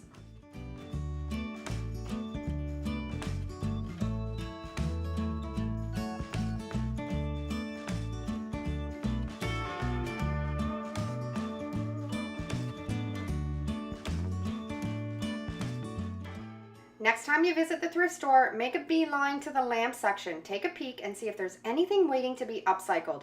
Trust me, it's a breeze, and you can quickly update a lamp to match your style or your home decor without breaking the bank. Why spend on something new when you can give new life to an old treasure? This upcycling project is an absolute delight, and anyone can do it. Give it a shot and enjoy the satisfaction of creating something unique and fabulous from the thrift store. Thrift store frames are everywhere and they come in all sorts of styles. Here's a super easy way to upcycle them. Find a frame that has a really ornate design. Then get creative, print your own picture or use a page from a book or a magazine. Pop it into the frame and boom, you have instant art. I did this myself with a map I sell on Etsy. I printed it out, crinkled it up, added some coffee stain for that old vintage look, and it's so simple, yet it turns out so amazing. You can totally do this and have your own unique artwork in no time. Coffee staining paper is a breeze. It transforms a plain white image into something vintage, unique, and full of character. Here's how. Mix instant coffee with warm water and spread it all over your print or design. And then grab a heat gun to dry it, giving that old, aged appearance. It's simple and a fun way to add a touch of nostalgia to your artwork. Give it a try and watch your creations come to life with a charming vintage vibe. After giving the glass a really good cleaning, I'm ready to complete this. Simply add the map to the frame, put the back on, and voila, you've created a stunning artwork using beautiful thrift store frames at a fraction of the cost compared to buying them from a department store. I found the frame didn't even need it to be painted. I love the gold and the dark wood colors, and the map complements it perfectly. This successful upcycle proves that you don't have to look far to find treasures. Next time you spot a frame at the thrift store, go ahead and give a project like this a try.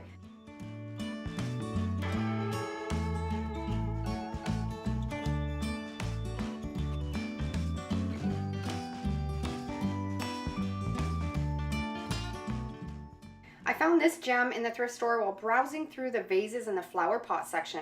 I absolutely love the unique appearance of it, and I always recommend rummaging through that area because you can discover some incredible pieces to enhance your home decor.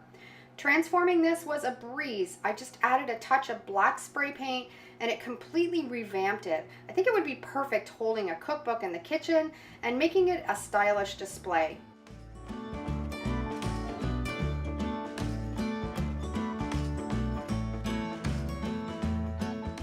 Another item I often come across in the kitchen area of the thrift stores is rolling pins, and all you need to upcycle these is some acrylic paint. Once you paint the handles and place them in a crock on your counter in your kitchen, they look fantastic. But you don't have to worry, the food's not going to come in contact with the painted handles, and we're also going to seal these up with some polyacrylic sealer to make them really durable. This not only adds a pop of color to your kitchen space, but it also is so incredibly easy to do. You'll always find rolling pins for really reasonable prices, and it's a DIY project that you can complete in an afternoon. Next time you visit the thrift store, keep an eye out for them. Grab some paint, an old pottery crock, and give this a try. It's a perfect way to display these rolling pins once they've completely dried. If you want, you can even grab some sandpaper and distress them, giving them a charming, well-loved look. I love the way it enhances the appearance of these rolling pins, and it always takes them to the next level, really effortlessly.